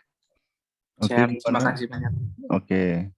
Jadi mungkin saya ingin menambahkan ya, untuk mental health itu memang isu yang sangat penting ya. Jadi memang isu mental health ini sudah ada sejak lama, tapi baru diangkat, mungkin baru viral ya beberapa waktu ini. Dan itu menurut saya sangat relevan dengan kepemimpinan. Kenapa? Karena ya sebab mental health issue ini ada banyak sebenarnya. Ada banyak, tapi kalau dirunut-runut sebab utama adalah stres, biasanya stres di tempat kerja. Jadi pekerjaan yang lebih stressful, otomatis lebih besar resiko menimbulkan mental health issue bagi karyawannya. Walaupun memang ya masing-masing orang berbeda-beda ya, ada yang lebih mampu menahan stres, ada yang kurang mampu begitu. Dan stres ini sendiri ada banyak sebabnya juga gitu. Jadi ada karena mungkin ketidakcocokan personal, kemudian ada konflik seterusnya menimbulkan stres. Tapi saya ingin mengangkat satu isu sumber stres yang sangat relevan dengan topik hari ini, yaitu motivasi. Jadi salah satu kalau salah ada 5 atau 6 poin tentang motivasi, dari mulai Maslow sampai empowerment approach. Nah, di antara semua itu yang paling powerful menurut saya adalah goal setting teori.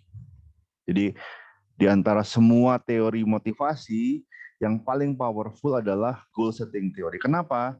Karena itu sangat applicable, sangat mudah diimplementasi. Jadi kalau ini teman-teman saya asumsi sudah bekerja kan ya, sudah merasakan bagaimana goal setting teori diimplementasikan kepada teman-teman. Jadi mungkin ada yang punya KPI, ada yang punya berbagai macam standar target yang ditetapkan, antara ditetapkan sepihak atau disepakati bersama, tetapi intinya kita di tempat kerja hampir pasti ada target kinerja, ada standar kinerja yang harus dicapai. Itu semua bersumber dari goal setting teori. Dan salah satu teori terkait dengan motivasi adalah ketika kita memberikan goals, itu jangan terlalu mudah gitu. Jangan terlalu mudah. Kalau terlalu mudah ya nggak perform gitu ya. Performance-nya ya segitu-segitu aja. Ini benar kalau kita ekspektasi terlalu rendah, memberikan setting performance terlalu rendah, ya kinerjanya ya nggak akan optimal. Mungkin potensinya ada yang nggak akan terpenuhi.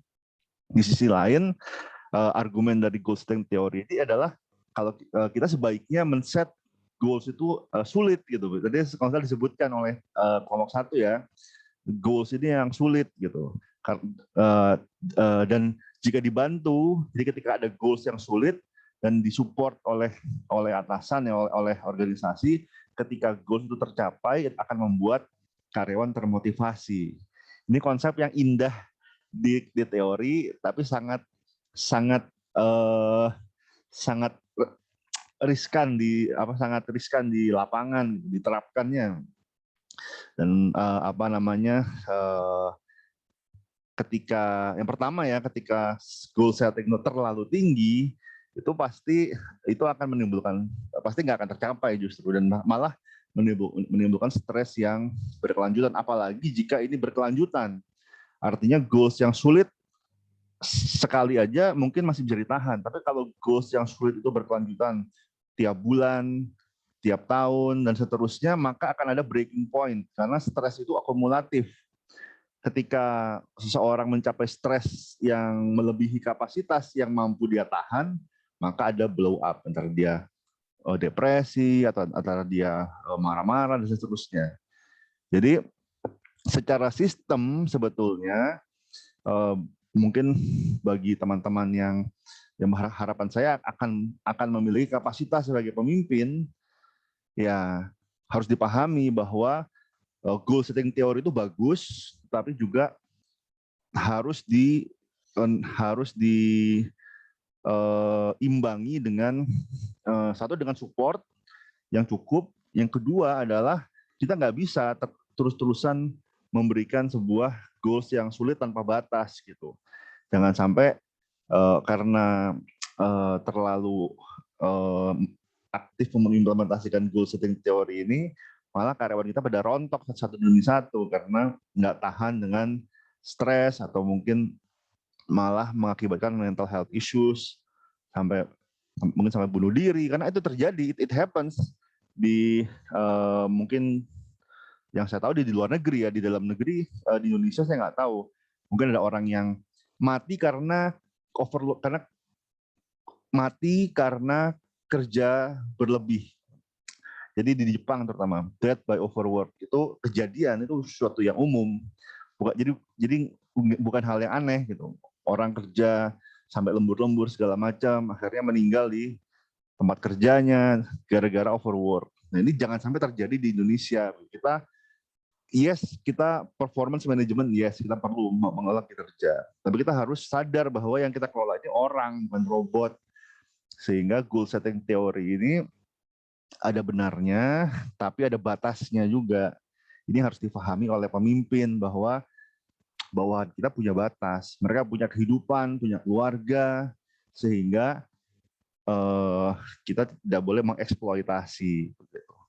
Mungkin itu sih masukan dari saya, bagaimana dengan konsep kepemimpinan yang kita bahas sekarang ini bisa mengurangi masalah mental health. Karena tadi ini kita jangan menganggap mental health itu sebagai ini oknum orang per orang. Enggak. Ini masalah sistem. Ada sistem yang membuat, ya mungkin memang ada faktor kapasitas orang berbeda-beda ya, tapi bisa jadi ini arahnya ke sistemik gitu. Ketika sistemnya high pressure, dan memang ada beberapa organisasi, ada beberapa kerjaan yang memang sengaja high pressure, sehingga orang yang nggak kuat resign, mereka ada sistem semacam kincir angin, kincir air ya, jadi orang masuk orang keluar biasa, karena mereka memang benar-benar orang yang tahan high pressure aja yang kemudian bertahan di organisasi tersebut. Itu konsekuensinya ya tadi, yang nggak tahan ya keluar gitu. Mungkin itu saja untuk kelompok itu yang pertanyaan dari Ma'ruf ya. Mungkin yang berikutnya silahkan. Ya baik Pak, terima kasih atas tambahannya. Izin menjawab yang pertanyaan kedua yang ditanyakan oleh Siti Namira. Pertanyaan itu kurang lebih mengenai apakah gender berpengaruh terhadap performa karyawan. Tadi sudah diskusi juga dengan Alda. Jadi kami menemukan jurnal ya. Kurang lebih sih intinya di konklusinya itu adalah mengatakan bahwa ada pengaruh terhadap gender mengenai signifikan bentar. Oh ya, jadi gender itu memiliki pengaruh yang signifikan terhadap kepemimpinan gitulah. Ini disebabkan oleh persepsi dari bawahannya. Jadi disebutkan bahwa wanita itu masih dipersepsikan sebagai gender yang kurang maksudnya lelaki itu dipersepsikan sebagai gender yang lebih baik dalam memimpin ketimbang perempuan gitu. Jadi menurut kami benar dengan jurnal ini, jadi didukung dengan jurnal bahwa gender itu berpengaruh terhadap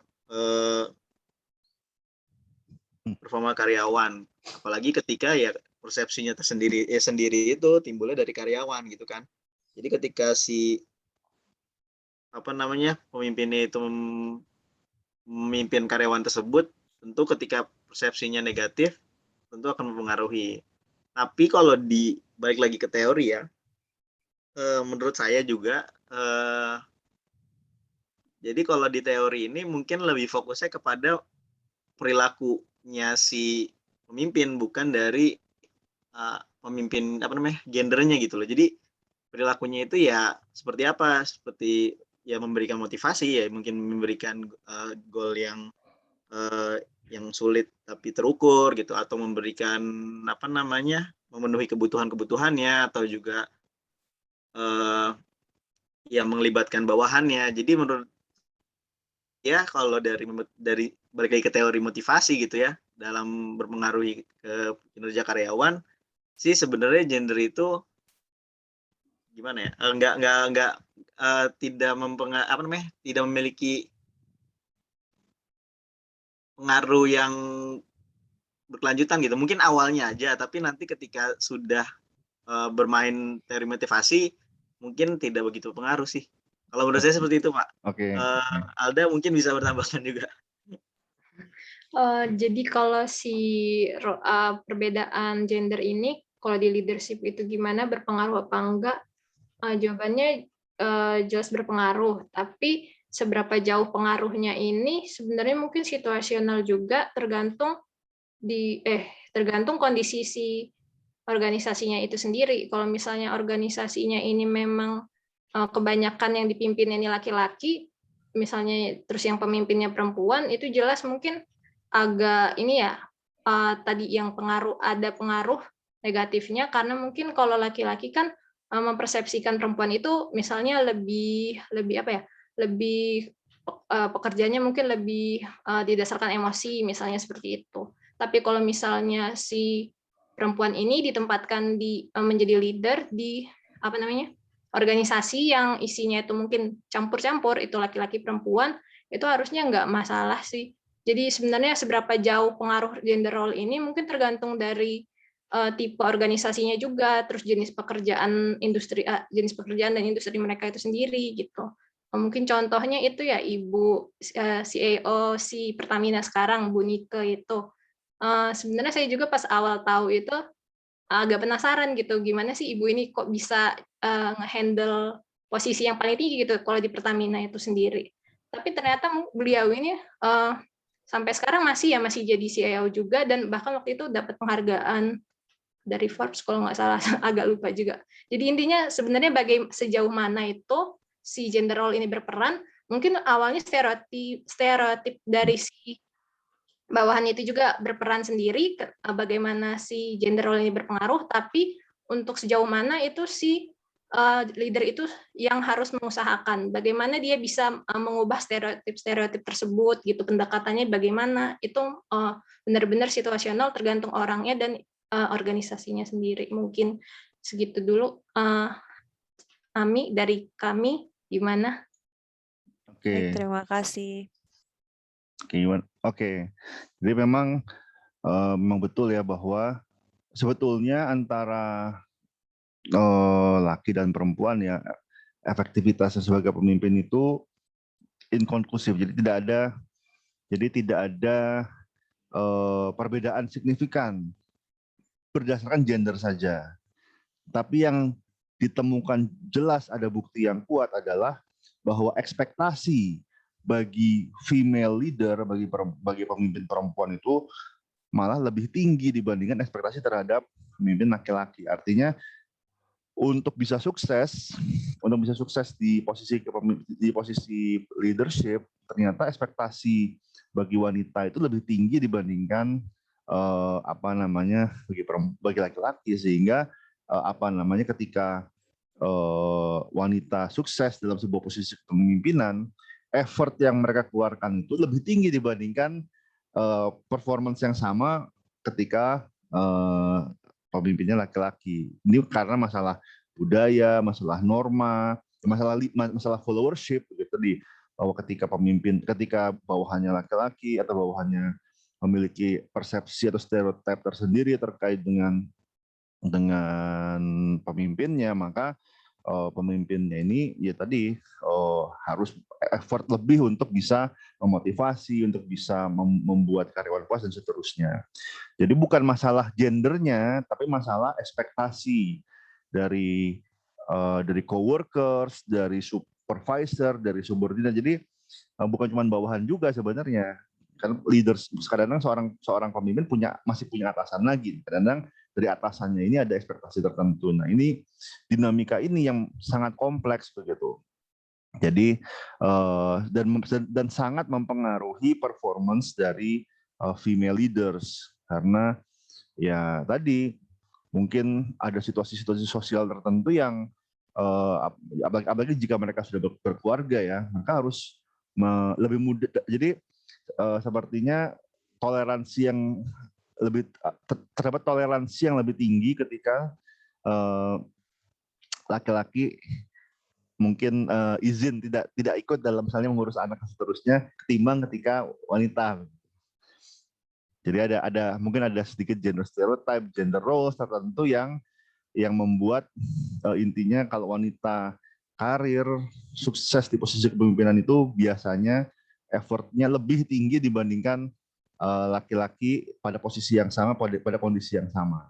Karena mungkin dari tuntutan bukan cuma tuntutan organisasi, tapi tuntutan sosial masyarakat, mungkin dari sisi keluarga dan seterusnya. Itu mungkin itu tambahan dari saya.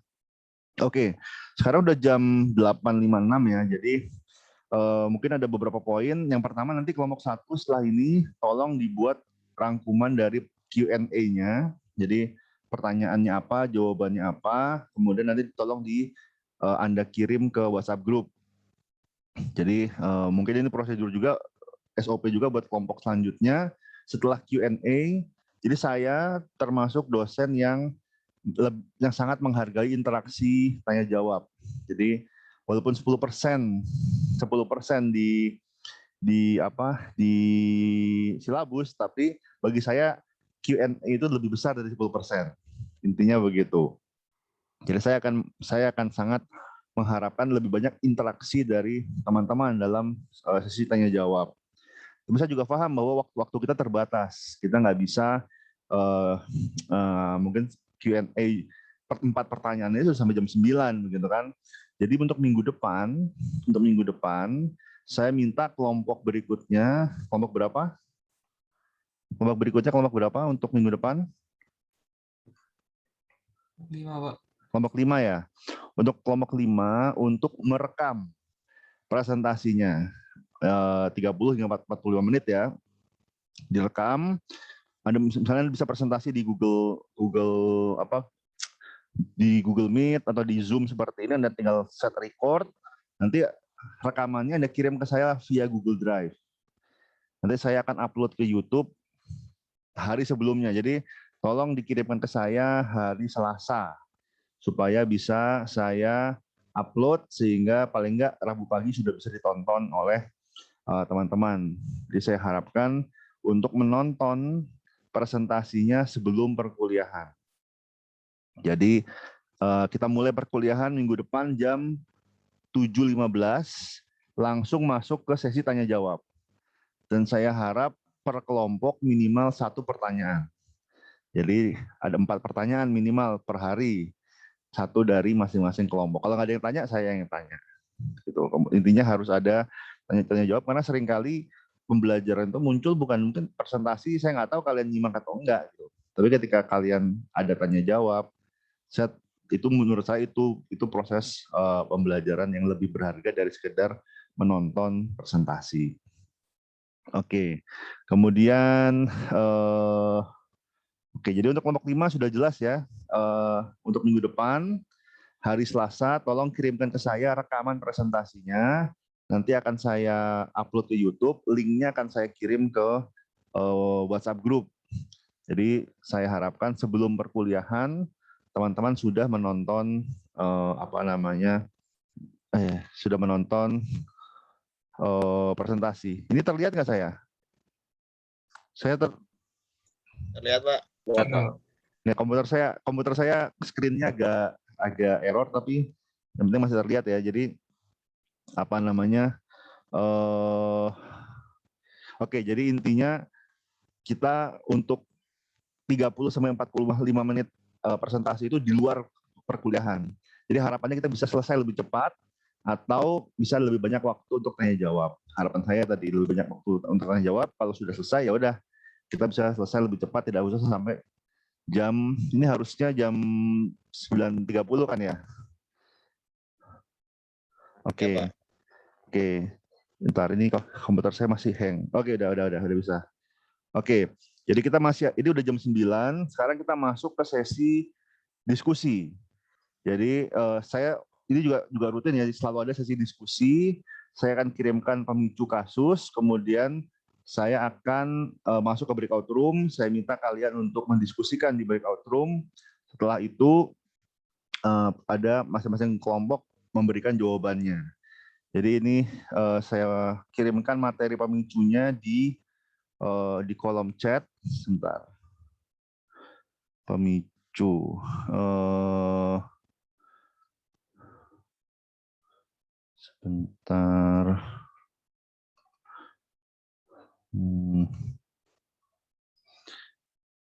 Oke, Oke. Jadi pemicu sudah ada di kolom chat, sedang diupload. Oke, silakan di-download, dibaca. Kemudian kelompok 1 dan kelompok 2 mendiskusikan pertanyaan 1. Di dalam kasus itu ada 3 pertanyaan. Kelompok 1 dan kelompok 2 mendiskusikan pertanyaan 1. Kelompok 3 dan 4 mendiskusikan pertanyaan 2. Dan kelompok 5 mendiskusikan pertanyaan 3. Oke. Saya beri waktu 15 menit untuk berdiskusi. Setelah itu saya akan tutup breakout room dan kita akan kembali ke main room untuk mendengarkan jawaban dari pertanyaan tersebut dari masing-masing kelompok. Oke, silahkan saya buka breakout room-nya. Silahkan bergabung. Waktunya 15 menit.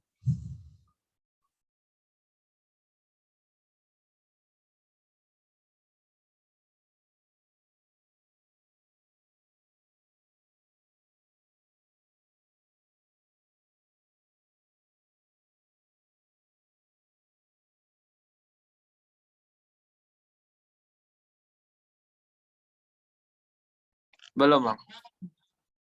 Oke, Oh, siap. selamat datang kembali di main room. Moga-moga sudah selesai ya diskusinya. Mohon maaf kita waktunya terbatas. Sebentar.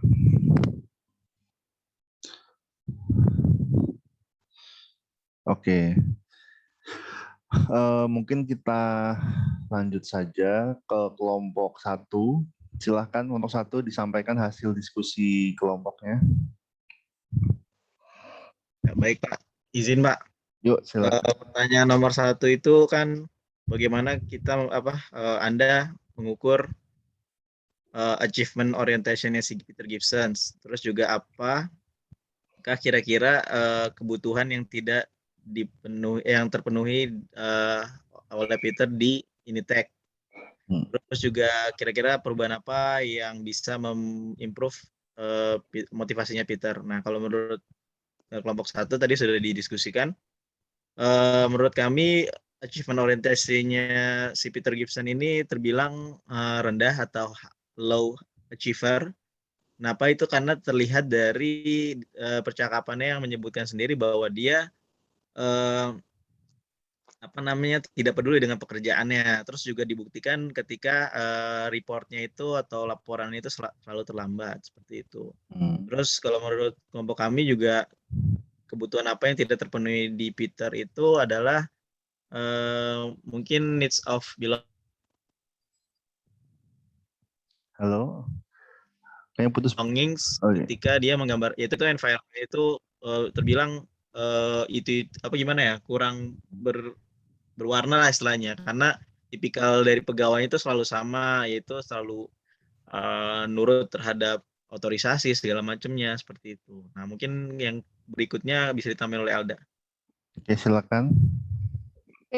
Terus yang nggak terpenuhi itu juga tadi selain belongingness, reward-nya juga sih Pak, sepertinya. Soalnya kalau di percakapannya Peter sama Bob ini, si Peter bilang, now if I work my butt off and internships another few extra units, I don't see another dime. Jadi dia nggak ngerasa kalau misalnya dia kerja lebih ekstra itu dia nggak bakal dapet reward atau misalnya tambahan upah another dime itu lebih banyak gitu.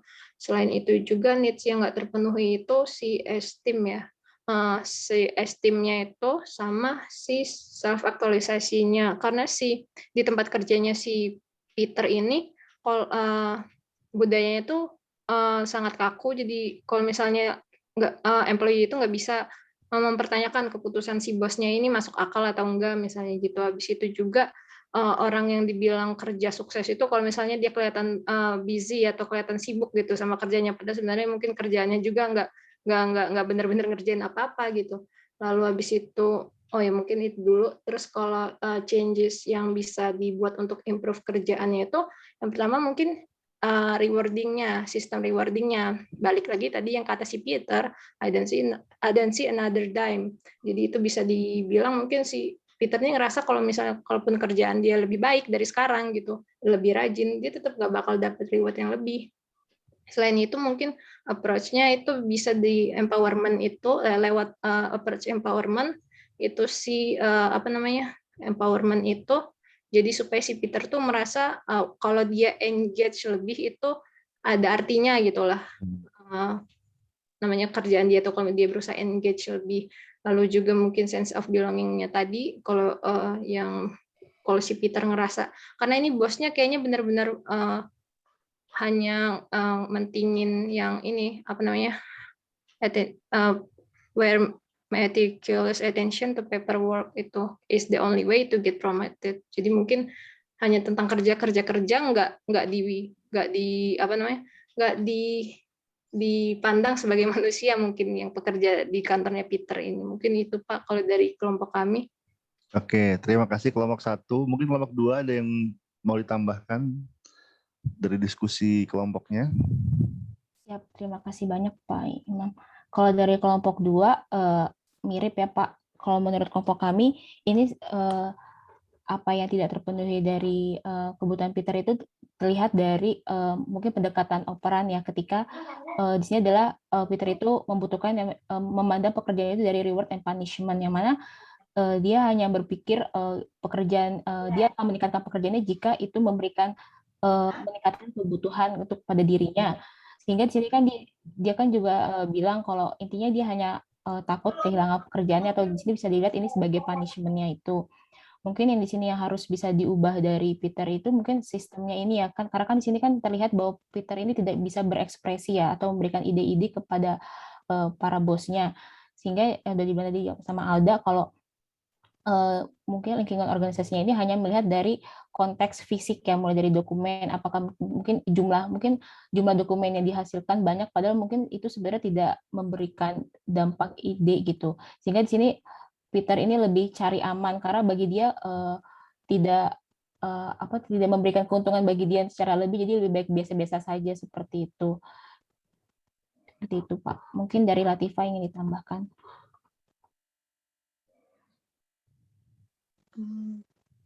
Silakan. Udah disampaikan semua.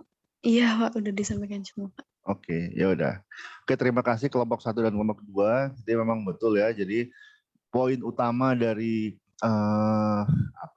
si Peter ini adalah dia kurangnya motivasi. Jadi dia underperform karena kurangnya motivasi. Nah, apa yang membuat dia kurang motivasi diantaranya memang karena kebijakan reward and punishment di perusahaan tempat dia bekerja yang tidak fair. Jadi ini terkait dengan unfair treatment juga, unfair treatment, di mana dia kalau dia high perform nggak dikasih tambahan, nggak dikasih reward ya. Tapi kalau dia underperform atau dia dia underperform, dia dihukum. Jadi ini mungkin menggarisbawahi bahwa reward and punishment itu harus balance, harus seimbang. Jadi ada organisasi yang kasih reward aja nggak ngasih punishment, itu juga nggak betul, karena reward itu memotivasi orang untuk melakukan sesuatu, sedangkan punishment itu mendiscourage orang dalam melakukan sesuatu. Ada hal-hal yang kita tidak ingin karyawan kita melakukan hal tersebut, dan disitulah kita perlu memberikan punishment. Tapi di sisi lain, kalau kita ingin mengencourage karyawan kita untuk melakukan sesuatu perilaku atau mencapai target kinerja tertentu, maka kita perlu memberikan reward. Di sini pada kasus Initech tadi bahwa sistem reward and punishment-nya condong ke arah punishment. Jadi ketika dia nggak perform sedikit, atau ketika dia membuat kesalahan, ada 8 orang yang marahin dia gitu. Tapi kalau dia melakukan hal yang di luar job desk-nya, atau di luar ekspektasi minimalnya, maka dia nggak dapat reward, sehingga ujungnya memang cari aman. Hal ini nggak cuma terjadi di fiksi, ini walaupun dari sebuah film Office Space, tapi saya yakin ini bersumber dari pengalaman nyata. Mungkin banyak orang yang bekerja di tempat yang paradigma manajemen SDM-nya serupa dengan Initech. Jadi sangat birokratis, kemudian ada kaku, kemudian kadang-kadang yang dinilai adalah tampak sibuk. Jadi dengan paperwork, kalau orang sibuk dengan banyak paperwork, wah ini artinya sudah bagus. Sedangkan padahal belum tentu dengan paperwork tersebut dia benar-benar memberikan value bagi perusahaan gitu. Dan tadi ujung-ujungnya adalah apati. Jadi pada jangka panjang ketika sistemnya tidak mendukung, maka karyawan kita walaupun awalnya mungkin termotivasi, lama-kelamaan dia akan menjadi apati. Dan kalau sudah seperti ini, mau ke pemimpinan, jadi pemimpin yang menggunakan misalnya konsep teori-teori kepemimpinan yang canggih, kalau sistem, kalau fondasinya tidak diperbaiki ya susah gitu. Bagaimana kita transformational leadership, apalagi ya itu berbagai macam konsep kepemimpinan itu ya. Tapi karyawannya sudah apati, itu akan menjadi barrier yang berat. Oke, mungkin bisa lanjut ke kelompok 3, silahkan dijawab pertanyaan kedua. Ya baik Pak Imam, saya dari kelompok 3. Pertama saya ingin menjawab pertanyaan yang nomor 2 itu. Jadi bagaimana kita menjudge pemimpin-pemimpin pada Initek itu, apakah dia tuh lebih ke Pygmalion atau Golem Effect. Jadi Pygmalion dan Golem Effect ini setelah kami research di Google, jadi itu adalah teori mitologi yang berhubungan dengan human capital ya Pak. Nah, saya ingin membahas dulu yang Initek. Nah, kalau Initek ini lebih, menurut kelompok kami, ini lebih ke Golem Effect. Karena Golem Effect itu kan menjelaskan bahwa bentuk pola pikir yang negatif atau rendah dari seorang pemimpin itu akan terbentuk mindset negatif kepada karyawannya. Jadi ketika pemimpin itu memberikan negative expectation, maka yang dihasilkan adalah negative achievement gitu. Di mana karyawan itu tidak akan terlalu perform gitu di pekerjaannya, karena tadi sudah dijelaskan oleh teman-teman dan Pak Imam bahwa di Initek itu tidak memberikan reward yang cukup untuk para pegawainya, dan pegawainya itu yaitu Peter, dia itu hanya diberikan punishment dan dia bertahan itu hanya karena ingin tetap bekerja saja. Jadi cuman asal cari aman itu ya Pak ya. Karena memang diberi istilahnya tidak ada hal positifnya gitu, cuman diberikan marah-marah aja gitu dari pemimpinnya, ya yang bisa dikatakan itu energi negatif, ya akhirnya yang dikerjakan oleh Peter juga salah-salan dan dia juga memberikan pekerjaan yang underperform itu. Menurut saya sih dan teman di kelompok saya itu seperti itu. Nah, kemudian akan dijelaskan oleh Ami. Ya, kalau untuk yang ini Pak, kalau untuk yang Coffee Bean menurut kami itu Pygmalion Effect ya Pak. Kalau Pygmalion itu kan singkatnya adalah ekspektasinya itu kinerjanya sudah bagus dan nanti followernya juga mengikuti demikian gitu. Jadi udah ada ekspektasi yang baik juga yang diharapkan oleh para leader. Nah, karena dia mengadopsi sistem fish itu ya Pak ya. Kalau misalnya di kasus kan dia pakai fish itu ya. Jadi fish filosofi, terus ada play, make their day, be there, sama choose your attitude. Jadinya kita menganggap bahwa Coffee Bean ini mencoba untuk meningkatkan engagement gitu di antara si karyawan dengan pekerjaannya, di mana nantinya engagement itu akan berpengaruh positif terhadap kinerjanya. Jadi kalau menurut kami yang tadi Coffee Bean itu dia Pygmalion. Kira-kira seperti itu sih Pak. Terima kasih. Oke. Mungkin silakan kelompok 4 ada yang ingin tambahkan? Siap. Secara substansi jawabannya sama Pak dari kelompok 3, tapi kita mungkin melihat suatu hal yang unik di kasus di Coffee Bean, di mana mereka karena punya corporate culture yang emang fokusnya bermain, kita ngasih sesuatu ke orang lain dan sebagainya, yang fish tadi yang disebutkan oleh Ami, di sini ternyata reward dan punishment-nya berupa games gitu loh. Kalau misalkan teman-teman baca cermati, ketika satu bartender bisa mencapai target berapa cup, itu diperbolehkan untuk ngasih hukuman ke orang lain dan sebagainya. Jadi kayak seru-seruannya dapat. Nah, mungkin si hadiah atau benefit itu bukan hanya sekedar material ya, tapi di sini bisa inline banget sama corporate culture di organisasi tersebut yang nantinya akan ngaruh di motivasi pegawai tersebut. Dan kita melihat bahwa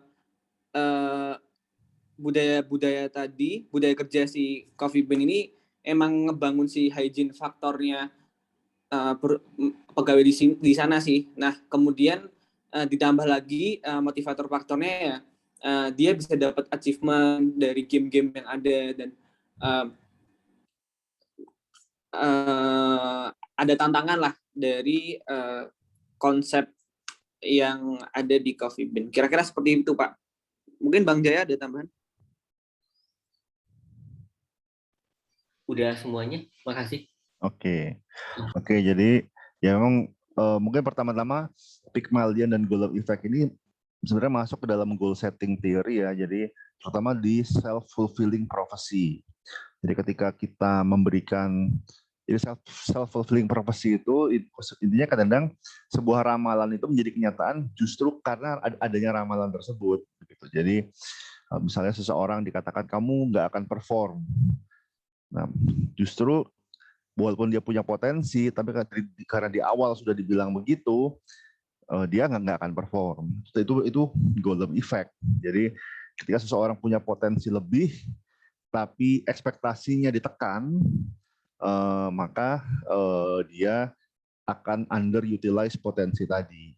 Sebaliknya, ketika seseorang katakanlah potensinya 70, tapi kemudian dia dikasih ekspektasi tinggi, kamu bisa 100 dan didukung, maka dia bisa mencapai melebihi potensi awalnya. Artinya mungkin kalau dia tidak dimotivasi dengan target yang tinggi, nggak didukung. Jadi kalau dilepas begitu aja mungkin dia hanya dapat 70, tapi dengan ekspektasi dan dukungan dia bisa perform lebih tinggi dari potensinya. Itu Pygmalion effect. Nah di sini untuk Initech itu jelas yang Golub effect. Jadi dia ditekan dia tidak ya dengan fokus pada punishment. Yang penting karyawan memenuhi target tanpa melebihi targetnya, sehingga mungkin sebenarnya Peter bisa menjual 100 tapi karena targetnya hanya 70 dan kemudian tidak ada motivasi untuk overperform, ya dia akan perform hanya 70 saja begitu. Nah, sedangkan di Coffee Bean dengan fokus pada fun, bahwa ya memang betul bahwa pekerjaan yang terbaik itu pekerjaan yang bisa dikerjakan sambil kita merasakan fun, having fun. Jadi agak blur antara play dan work. Dan di tempat kerjanya dan budaya organisasinya juga memang bagaimana karyawannya bisa bekerja sambil merasa happy, merasa senang dengan pekerjaannya. Dan outputnya adalah dengan games di tempat kerja dan seterusnya, tidak hanya performance-nya meningkat, tetapi turnover-nya juga rendah. Jadi sebelumnya banyak perputaran karyawan dengan iklim kerja yang lebih enjoyable, lebih banyak orang yang bersedia stay di perusahaan di Coffee Bean tersebut, begitu. Itu jadi goal setting. Tapi tadi sebagaimana yang saya katakan, memang ada penelitiannya. Jadi Golub effect itu sudah lebih kuat dibanding. Jadi bukti tentang Golub effect itu lebih kuat dibandingkan Pygmalion effect. Artinya kalau orang dikondisikan dia tidak mampu atau lebih rendah dari potensinya, maka dia juga akan memenuhi profesi tadi, memenuhi target tersebut. Dia benar-benar underperform. Tapi sebaliknya, Pygmalion effect ini buktinya masih samar. Artinya ada penelitian yang mendukung, ada penelitian yang tidak mendukung. Kenapa? Karena banyak faktor. Artinya tidak cukup hanya set the standard high, tapi harus ada support yang cukup. Dan ini yang jadi masalah. Seringkali supportnya tidak sebanding dengan ekspektasinya. Jadi ekspektasinya tinggi, kemudian targetnya tinggi, tapi nggak disupport, maka bagaimana dia akan bisa overperform. Yang kedua adalah manusia ada batasnya. Katakanlah dia bisa overperform setahun, 2 tahun, tapi dalam jangka panjang pasti ada batasnya, pasti akan ada sebuah masa di mana dia stagnan ya, walaupun dikasih target kayak apa, dikasih target yang tinggi, walaupun disupport, kalau sudah maksimal udah nggak bisa lagi. Jadi ada batas atas yang wajar, yang alamiah bagi manusia, dan kita sebenarnya harus menyadari. Jadi kadang konsep manajemen indah di teori, tapi di prakteknya bisa mengakibatkan hal yang negatif. Tadi bisa mental health issue, ada turnover gara-gara stres dan seterusnya. Tapi kalau golem effect itu sudah lebih solid. Jadi intinya kita sebagai leader jangan sampai kita merendahkan anak buah kita sehingga dia tidak memaksimalkan potensinya. Jadi jangan sampai kita jadi mungkin ada beberapa atasan yang negatif, toxic leadership gitu, sehingga karyawannya nggak betah begitu, karena sering dimaki-maki, sering direndahkan begitu. Sedangkan ternyata setelah keluar karyawannya bekerja di tempat lain atau buka usaha sendiri, ternyata bisa perform.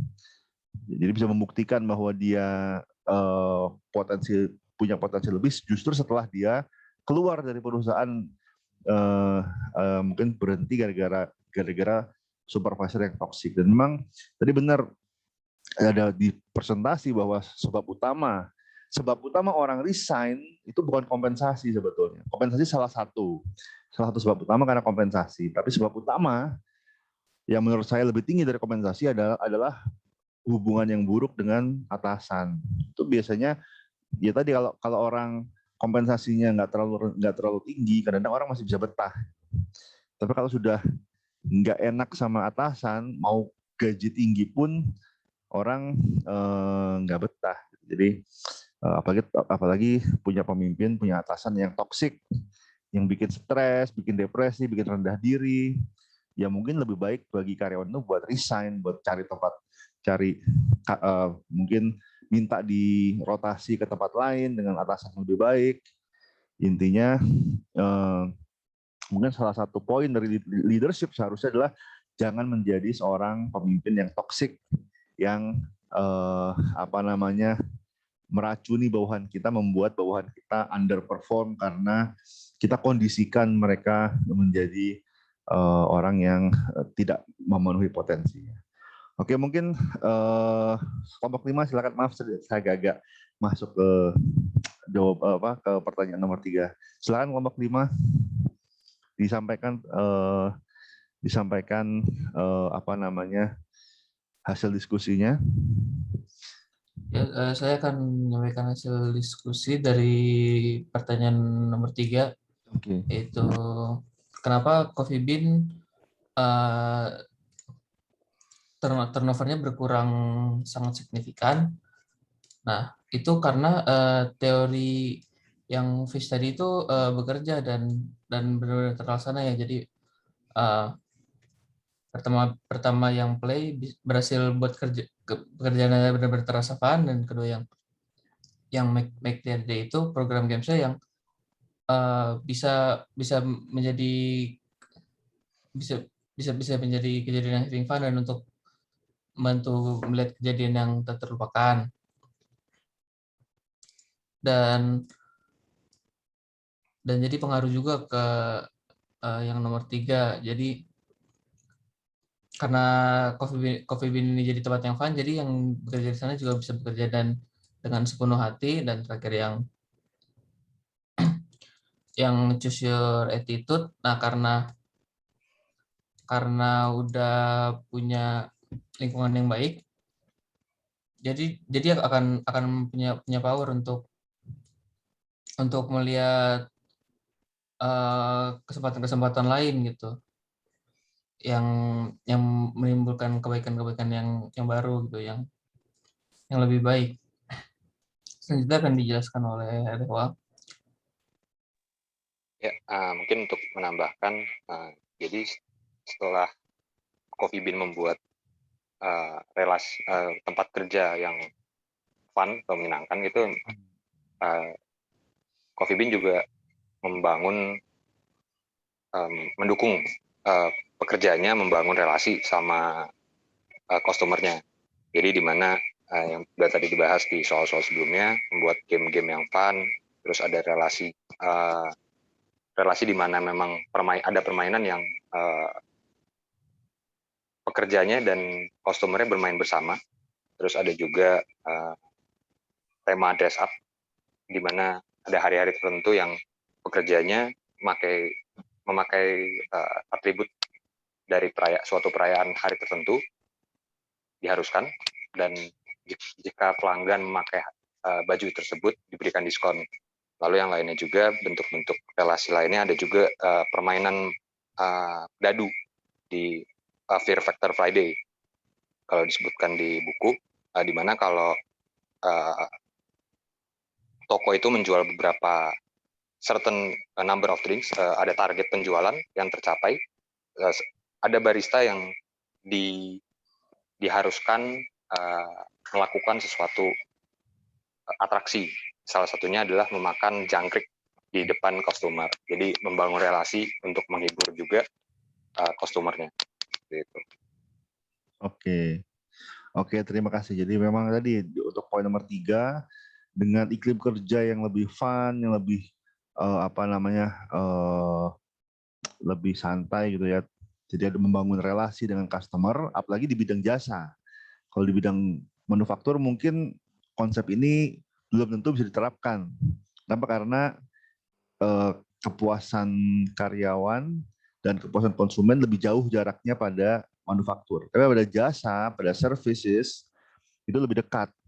Kalau karyawan nggak puas, biasanya lebih mudah tertranslate menjadi konsumen juga tidak puas. Gimana kita mau memuaskan konsumen kita kalau karyawan kita sendiri yang bertugas memuaskan konsumen kita, ternyata mereka nggak happy. Dan di sini di barista, di Coffee Bean, dengan karena termasuk industri hospitality, mereka berinteraksi langsung dengan konsumen. Ketika karyawannya satisfied, happy dengan pekerjaannya, maka otomatis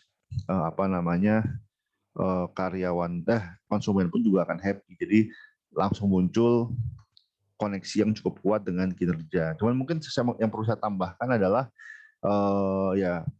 dengan tingkat kepuasan atau dengan pekerjaan yang fun, bukan berarti jadi alasan oke, kalau gitu kita bisa mengurangi pay. Jadi kita ada beberapa salah miskonsepsi ya. Jadi kita bikin kerjaannya fun aja, dengan mungkin gajinya rendah, itu nggak bekerja seperti itu gitu. Jadi gimana kita bisa memberikan karya kita fun, ya intinya harus fair. Kalau sesuatu itu tidak fair, walaupun dengan games apapun, nggak akan bisa membuat karyawan happy dengan pekerjaannya. Jadi sebenarnya bukan gaji tinggi, tapi gaji yang fair. Ketika kita memberikan empowerment, ketika kita memberikan delegasi dan seterusnya, yang sering dilupakan adalah kita menambah beban kerja mereka. Gitu. Jadi dengan games tadi menyenangkan konsumen, tapi kita sebenarnya menambahkan beban kerja. Apalagi barista yang disuruh makan jangkrik, kalau gajinya biasa-biasa aja mungkin akan stres. Saya gajinya nggak berubah, tapi saya disuruh makan jangkrik, suruh melakukan hal-hal yang dalam tanda kutip fun, apalagi fun kan relatif ya. Jadi intinya harusnya seimbang lah antara tempat kerja yang happy dan fair treatment dalam sisi kompensasi dari sisi yang lain. Itu mungkin itu saja. Kita sudah jam 9.43, mohon maaf lewat dari 9.30. Moga-moga minggu depan dengan presentasinya masuk rekaman di luar perkuliahan, kita bisa selesai lebih cepat, lebih baik. Gitu. Jadi buat kelompok 5, mohon hari Selasa minggu depan sudah mengirimkan ke saya rekaman presentasinya. Kemudian akan saya upload ke YouTube dan link YouTube-nya akan saya kirim ke WhatsApp group. Oke.